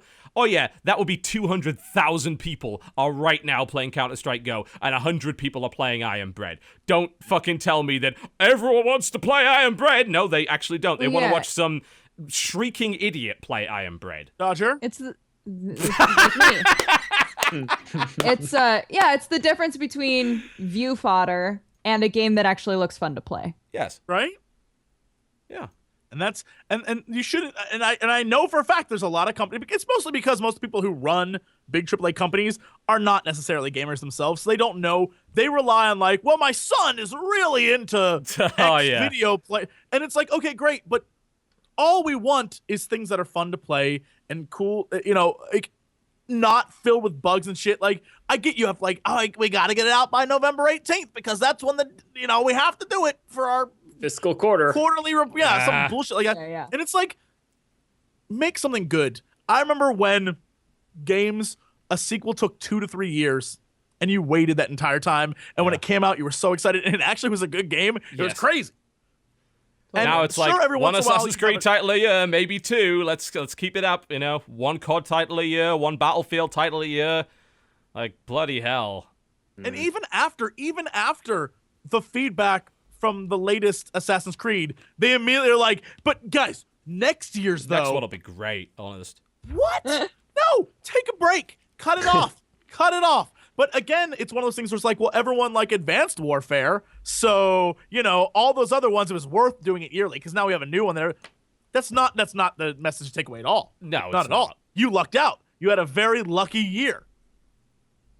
Yeah, but I mean, it helped that Sledgehammer got their shit together and decided, you know what, fuck it, let's go. Like, they pulled a Treyarch. It's like, no, we are going to put jetpacks in it because fuck you. And it ended up being good as a result. We'll see what Treyarch comes up with next year. And then, of course, we get the fun of Infinity Ward, like, raising its head. Infinity Ward is the zombie mode. Like, it's a zombie studio filled with people that weren't working there when the series was good in the first place, that raises from the dead every 3 years to pump out some godforsaken Call of Duty game. Ugh, it's such a sad situation, but it is... I'm not sure how we got to this point. Me either. No, what we were we got talking about? Who are we? So basically, these mobile sites and these YouTubers fucking suck. And taking money for reviews is dodgy regardless of how you do it. It's especially dodgy if you don't fucking disclaim it and disclose it like these people. And and my God, I would never make a mobile game because holy crap, what a horrible industry. Oh my God. It's kind of... And also, YouTubers, stop being fucking dicks. You're not entitled to thousands and thousands and thousands of dollars every time you want to make a video about a fucking game. Like, we are actually privileged to be able to make money off of other people's shit. Thank you. True. Agreed. Can we please treat it as such? Come on. If someone offers you a brand deal, okay, consider it. Don't go out of your way and say, oh, well, I will never feature a game on my channel unless you pay me $7,500 to do it. Fuck that. Fuck that. $1 million. Take it or leave it. $100 billion. I mean, look, if anyone wants to pay me $1 million to review a game, I will do that. Of course you will. I'm not going to say no. But here's the thing, like, that's them approaching you, not the other way around, isn't it? That's like the huge I'm not fucking gonna ask difference. For that. I'm not an asshole. Like, look, I really like your game, but if you just give me $1 million, it'll be fine. No, what kind of dickhead does that? Look, you're a dickhead. If you're a guy who you go to people and like, I review your game if you just give me some money for it, you're a fucking asshole. That's it. That's it. Look, you're just a bad human being. I mean, I'm trying to like find an exception to that, and I'm herpes. kind of not. I mean, if that's Internet all you herpes, that's the worst kind of herpes. Yeah. It's not. Look, you're just a bad person. That's all. It is a pretty horrible thing to do. Yeah. And just, especially if you don't fucking tell people that you're doing it. Oh my Naughty. God. That's more than naughty. That's FTC level of you're going to get fucked by the government if you keep doing this shit. Because, the FTC is looking into this shit, rightfully so, And they're not the only ones, Advertising Standards Authority in the UK recently published that stuff, and suddenly you notice that some UK-based channels have started being a bit more on top of their disclosure. Good. That's what we like to see. Shall we talk about releases? We can. There's not that many of them. We're getting towards the end of the year now. People don't release games at this time. Today, our first release of the day is Guilty Gear XRD for PS4 and PS3. Oh, new Guilty Gear. Oh, some reason to play PlayStation 4. But guess where I'm not downloading it from? PlayStation Network. I'm getting that shit off Amazon. Fuck that. LOL. Elite Dangerous for PC. Loadout for PS4. I took money to play that game. I didn't. I was part of a brand deal. Yeah, you were. Disclosure, baby. Disclosure. I was offered that brand deal and turned it down. Yeah, see? But it's still a good game anyway. I had fun playing it. I enjoy Loadout a lot. It's a fun game. Too much testicle for me. I couldn't. Hey, that game's equal opportunities. You got fat guy, fat girl, testicle, ass, whatever. It's all there. It's all hanging out. Plus. Yep. Metal Gear Solid 4, Guns of the Patriots for PlayStation 3 Network. So in other Oddworld words, Munch's Odyssey. re-releasing a What? 6-year-old game. That's not even an HD version or anything, is it? It literally is just them putting Metal Gear Solid on It's PSN. just, yeah, it's just MGS4. Man, that is an exciting month we have. The Oddworld game is HD, though. Oddworld Munch's Odyssey for HD for PlayStation Network Vita. Hang on, Munch's Odyssey HD. I thought that's not Oddworld New and Tasty though, is it? Like, No, it's Munch's Odyssey No. HD. so That's So, weird. I wasn't old aware there one. was a Munch's Odyssey HD. I guess it's just Yeah, made. but now it's on PlayStation Network Vita. Well, I mean that's good. Vita, That's good because there's not that much good stuff to Vita. play on Vita. Oh yeah, you can play Munch on your PS3 or PS Vita at 720p 60 FPS. It's a 60 FPS. I'm gonna play it. God, I still haven't played Fancy. that fucking Jack Off Your Vita game. I'm What? so upset with myself. So Nothing, angry. Force. Nothing. Just okay. jack Nothing. off a Vita, What was, man. that was that weird Japanese Jack and a thing, Vita. wasn't there? Monster Mon Piece. Where you Oh, have yes. to do this. You have Yeah. to do this on your Vita, and then their clothes fly off. 200,000 views. Get to it. I know. Okay. And 5,000 gifs. Super Mega Baseball for PlayStation 4 and PlayStation 3 Network. Oh, finally. I know. Well, And Tetris Ultimate for PlayStation 4. Super Mega Great day for games, Baseball. guys. Great day for games. Yep. I'm looking at it. Yep, that sure is a baseball game. Care to elaborate? Uh-huh. That's a Go giant on. bat. Everyone is has a big bat. heads. There are balls. There Helmets, are. perhaps. There are literally tens of people in the crowd. Perfect. Accurate, really, to most baseball games. Yeah, I mean this looks like it could have been on PlayStation 2, frankly. Yeah, all right, fair enough. Yep. And yeah, Tetris Ultimate. Blah, blah, blah. Yes. Tomorrow we have Kalimba for Xbox One and Xbox GS. Damn Game it. Store. I What the fuck is Kalimba? Kalimba, I believe, Kalimba. is the game that I played at E3 this year where I was invited. They were like, hey, look, we have a game that a bunch of guys made that it's really cool, but it's sort of like... Oh, it's you know- Project Totem. Yes. Yeah, they changed the name. Okay. That is a great game. I went and played it and had a ton of fun playing it. At E3, they were like, just come check it out. I was like, I don't really know what it is. They're like, it's like a bunch of dudes who just are like interns made this thing. It's really fun. And I was like, shit, all right, I'll try it. It was the most fun I had at E3. I had a blast playing that game. Well, E3 is a horrible experience. Well, of horrible experiences, this was the least horrible. It was a ton of fun. It's good. I would say find a friend, co-op it. It's Oh, great. that's neat. Yeah, looks all right. There. It's on my list of games to play. Cool. Monster Mon Piece. Tricked ya! I tricked all of you. Next up, on December 18th, Metal Gear Solid 5 for PC. Ground Zeroes, as Ground in the Zeroes. demo. Oh, the demo. Yeah, okay. Do you want to pay $30 for a demo? Apparently you do. Because it How looks long- really pretty. How long was it? Like a couple 2 hours. hours or something? God, Okay. 2 hours. Yeah. Like, the thing is, like, people are like, oh, well, but if you do all of the, like, you play it through multiple times and there's, like, side missions. But it's, like, one area, basically. It's pretty small. Also, what a disturbing as fuck audio log in that game. And the ending, holy fuck. Some mad shit going on in that game. Kojima has some odd ideas. I'll probably buy it as a new benchmarking tool. That'll be nice. Yeah. It's cheaper than buying 3D Mark. So, Yeah. and you get a free 2-hour game with it. It's nice. So there you go. Meme Run for Wii U. Are you fucking kidding me? It's a runner with like a bunch of troll faces and some sniper shots. Oh my. Wait, but for Wii U? Is this what? All right, that's I what haven't shown much footage, but I'm gonna show this because it's fucking terrible. I'm just gonna look. I'm just gonna wait. I'm gonna pretty sure I've patiently shown wait. this Look. before. Oh, that's the intro. Let's not play that. Here we go. Enjoy the swag points. This is the worst fucking thing ever created. Why didn't Valve ban this? Like, I'd have supported them 100%. To be fair, it isn't on Steam, so it is possible that they did. But holy shit, this Patiently- is awful. I'm patiently waiting. I'm patiently waiting for this. There Nope. it is. Yep, Note there in it the is. video. The game will be Beautiful. 60 frames per second on the All right, Wii I'll U play it. console. Oh, thank God. Phew. Right, all right, you've convinced me. Jesus Christ, what the fuck Oh my is God. this? All right, let's move away from that. Block Drop It's the worst X thing in Twisted history. Fusion for Wii U Right. is a thing. Uh, And finally, Metal Gear Solid Snake Eater 3D for 3DS. for 3DS. Yes. I could tell everybody's really excited. Yeah. I heard Snake Eater was all right. I didn't. I mean, played the the game first was Metal excellent. Gear Solid. I don't know if so- I'd play it on 3DS, but like originally the game was excellent.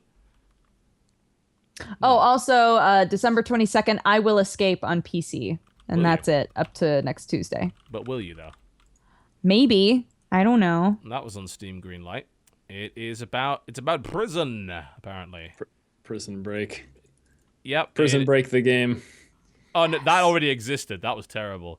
It is a single-leveled game that takes place in a prison complex with lots of rooms, sewers, and different buildings. Your main goal is to escape from the prison without being noticed. There are different puzzles to solve. 3 hours of addictive gameplay where the player slowly discovers why Brian ended up in the situation and what is at stake if he can't escape. It involves Death. walking, jumping, hanging, kicking, crouching, walking through shafts. What? Wait, this is a Grabbing this is the items. feature list?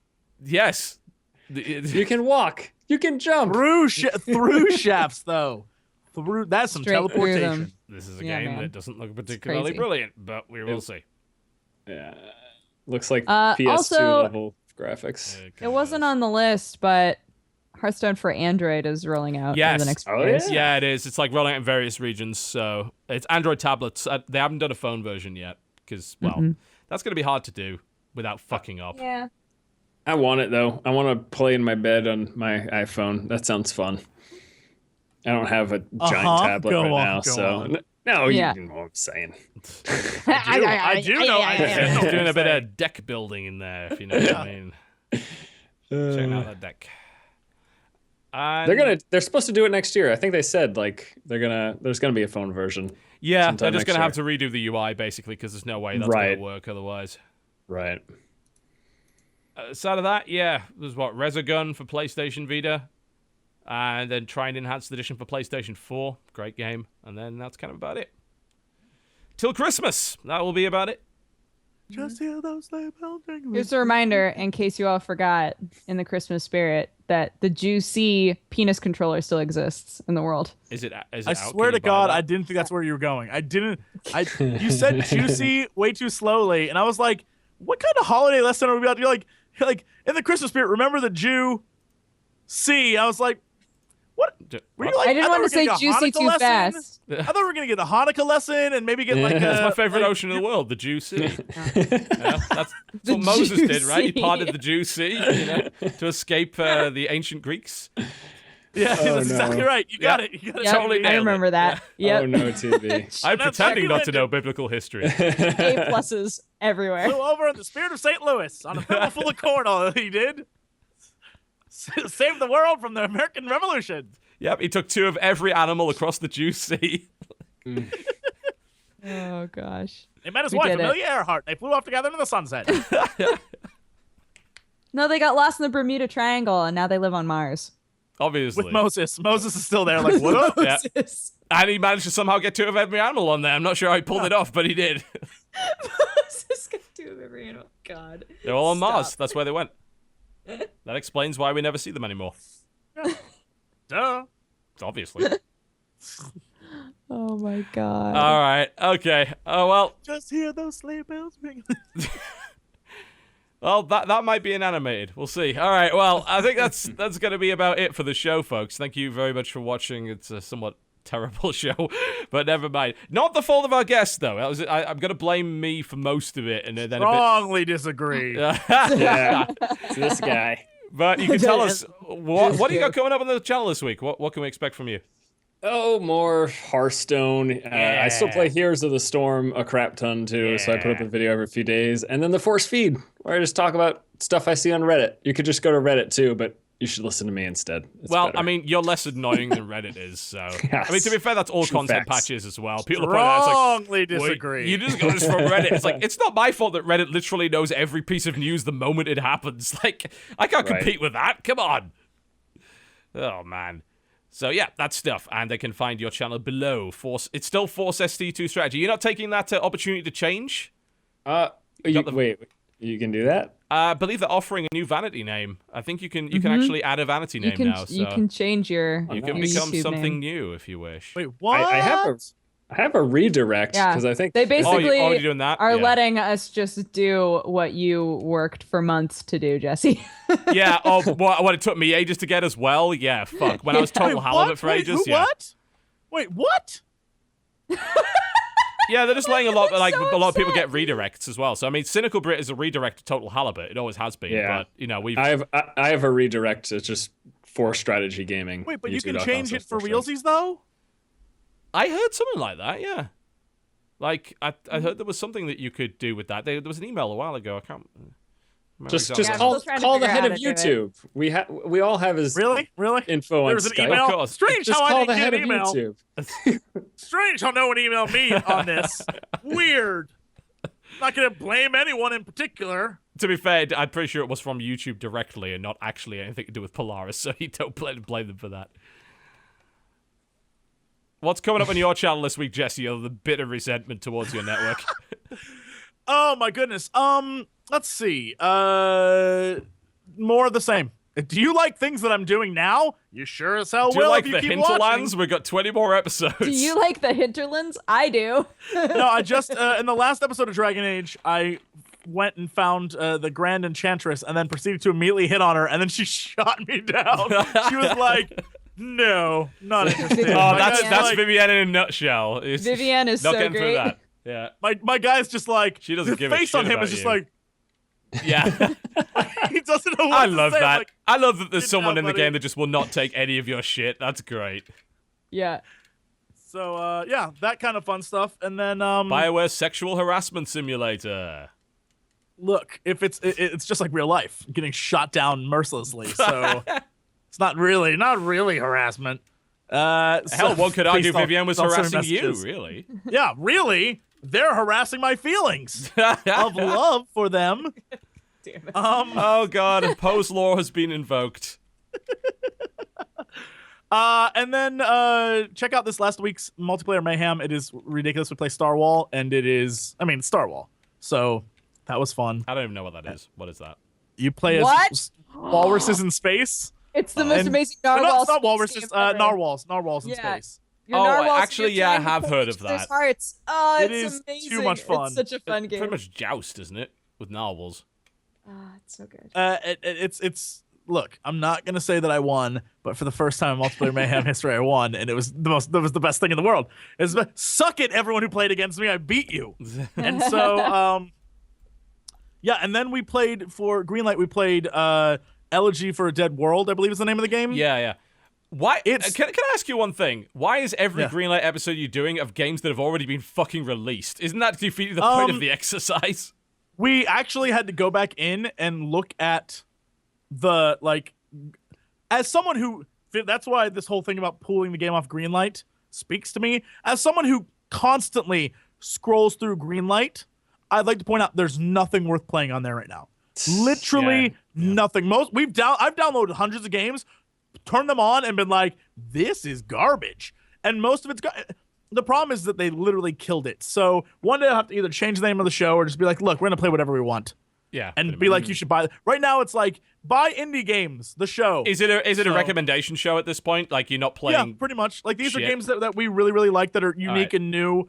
And like this one we played because it's a totally different style game. Yeah. Like it's a game where you write a book in a game. Like you're the storyteller and the game gives you writing prompts and reasons to write. So this is a very good That's awesome. I want to try that.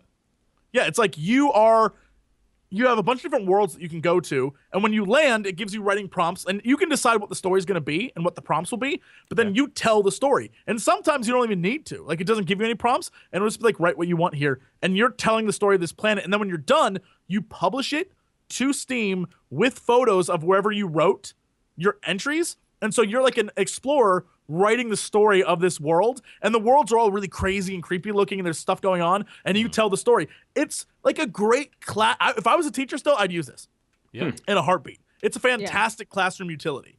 Like, it gives people to be really creative, and you don't have to be the one visualizing the creativity. You see it on the screen in front of you, and that allows you to write the story. So you're just telling what you personally see is happening on the screen. Okay. And to everyone it's different. I think it's fantastic. It's a really cool tool. And I was like, of course we gotta have to cover this game. I'm sure the internet will be like, what the fuck is this? But does it have like a failure state? Like, can you lose, or is it just like more of the kind of narrative experience? oh, I would say under the TV rules of gaming, it qualifies not a very game. little as a game. Okay. Yeah. Sure. It is a very fun tool to create stories based on the things you visually see. So it's like a creative utility. So it's something that I was like, we have to look at this game. Like, it looks really cool. We have to check it out. So That sounds neat. Nice. yeah, definitely not an for everyone game, but Yeah, it definitely cool. sounds like it's worth trying anyway. You know, it not being a video game is not a reason not to actually look at it. So right. It's got to be better than DRS there. That wouldn't take much. Fucking boring piece of shit. I mean, you could technically write Dear Esther in this game, and And it would probably be make more it just as interesting than Dear interesting. Esther, I have no doubt. All right, That's Dodger, it. what's coming up on the show this week? Let me guess. It something with animals that turn into hot men. Yes. Yeah, probably more of that. Okay. Yes. Standard anime bullshit. We're finishing up Sherlock Holmes, which is very fun. And the same old, same old. If anime bullshit is your game, then my channel has got your name on it. I don't know. YouTube.com/press to continue. Also YouTube.com/dexterity bonus. Where I do vlogs and drink coffee and talk about my cats. And I would love to have you show up in either of those places and hang out.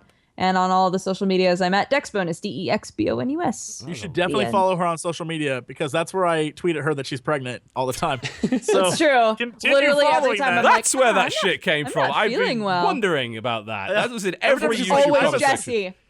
And I was like, Every time.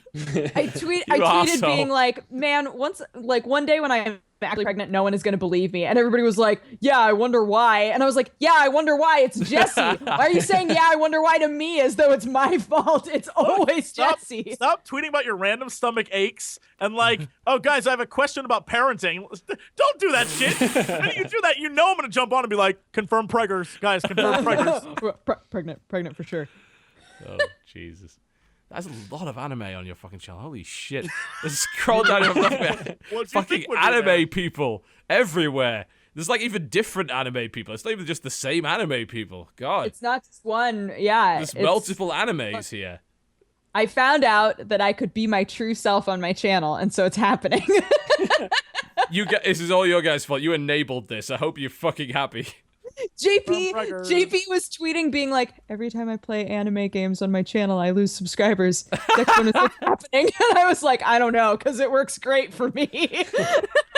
That's just the thing that happens, you know. It's like Husky's channel, where if he does anything of the StarCraft, people are like, fuck you! That's a sad You've cultivated state of an affairs. audience of weirdos, Yeah, pretty much. Follow you. All your fault. and they love you so much. Yeah. No, Yep. I love them too. They get me. Oh, me, An audience oh of my. weirdos. Congratulations. Oh, dear God. All right. As for me, well, things. I'm actually working on a kind of end-of-year video, but I don't want to tell people about it, because if it ends up not coming out, they're going to be really fucking disappointed. But I'm working on something big. It's going to be like the biggest, kind of most time-consuming video we've made. And I'm going to offload most of the work onto other people. It's going to be great. So That's the way to do it. that's why we pay it. But yeah, hopefully it will be good. I'm aiming to have it out around Christmas, so hopefully that'll be good. But outside of that, some more WTF is, I still haven't done my Dragon Age video. I'm actually scared of doing it. I'm literally gun shy because I think people will hate me. That's sad. That's Have you finished the game, or That is- no. I got Still like I trudging played through. 52 hours of it, you know, which is probably enough for a first impression, I would think. maybe? Yeah. I think that gets to the so. point where I could justify saying it's worth a first impression, but oh god. Outside of that, maybe some more 15 minutes a game. I actually spoke to the guys behind Ludum Dare recently, and we're trying to set something up. So that might be interesting.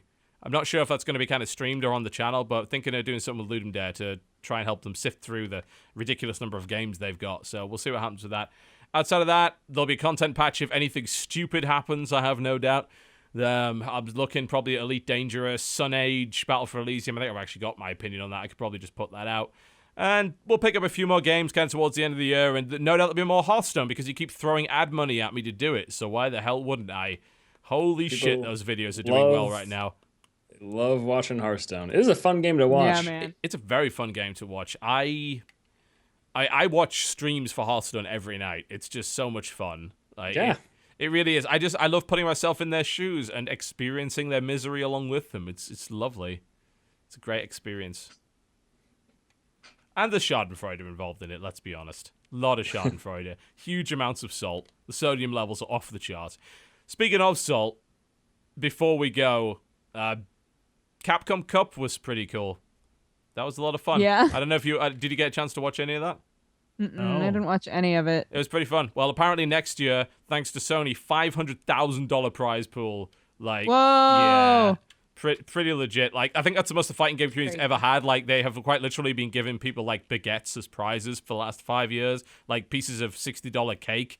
That's all they've been able to do. But they've been sort of very grassroots scene for a long time. So it was Did it fun. go off without a hitch? I know that there's been some controversy. I would around. consider the Megas a hitch.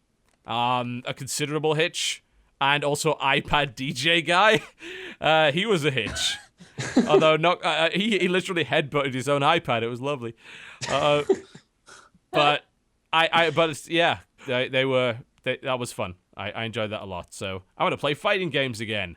I might even do some on the channel. I actually did a video of BlazBlue and talked about options menus for 10 minutes, then played a bit. It was great. So do go enjoy that. Outside of that, that's pretty much us about done. I believe there's going to be a new co-optional animated after Christmas. I think he's working on a big one, so I'm going to be waiting for that. So remember, everything is now on our channel. It's on youtube.com/cynicalbrit now instead of on Polaris. If you're looking for the audios, they all go up on time. Yeah, I know, it's amazing. How do we manage it? Over on soundcloud.com/TotalBiscuit, you'll find all of them there. You can also subscribe to the iTunes feed. Look for Co-optional Podcast and Cynical Brit. It's got a big top hat. It's very easy to find. So please, by all means, do that. And thank you for subscribing. Follow us on Twitter, twitter.com/TotalBiscuit, twitter.com/Jesse Cox, twitter.com/DexBonus, twitter.com/ForceSC2Strategy. Just ForceStrategy. Damn it! I knew it was something along those lines. Right. I tried. I gave it a effort. shot. Yeah. ForceStrategy is what you want to follow us on. Thank you very much. We might have a podcast next week. I know Dodger is not available. Jesse is miserable and lonely, so he is considering it. So we'll see.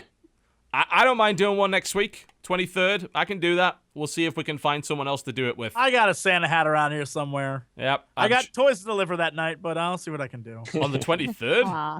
You fucking Yeah. fraud. I'm not Santa. I'm just a man who goes around delivering toys to children for favors. What is wrong with that? Thank you for watching the Co-optional Nothing. Podcast. Good night.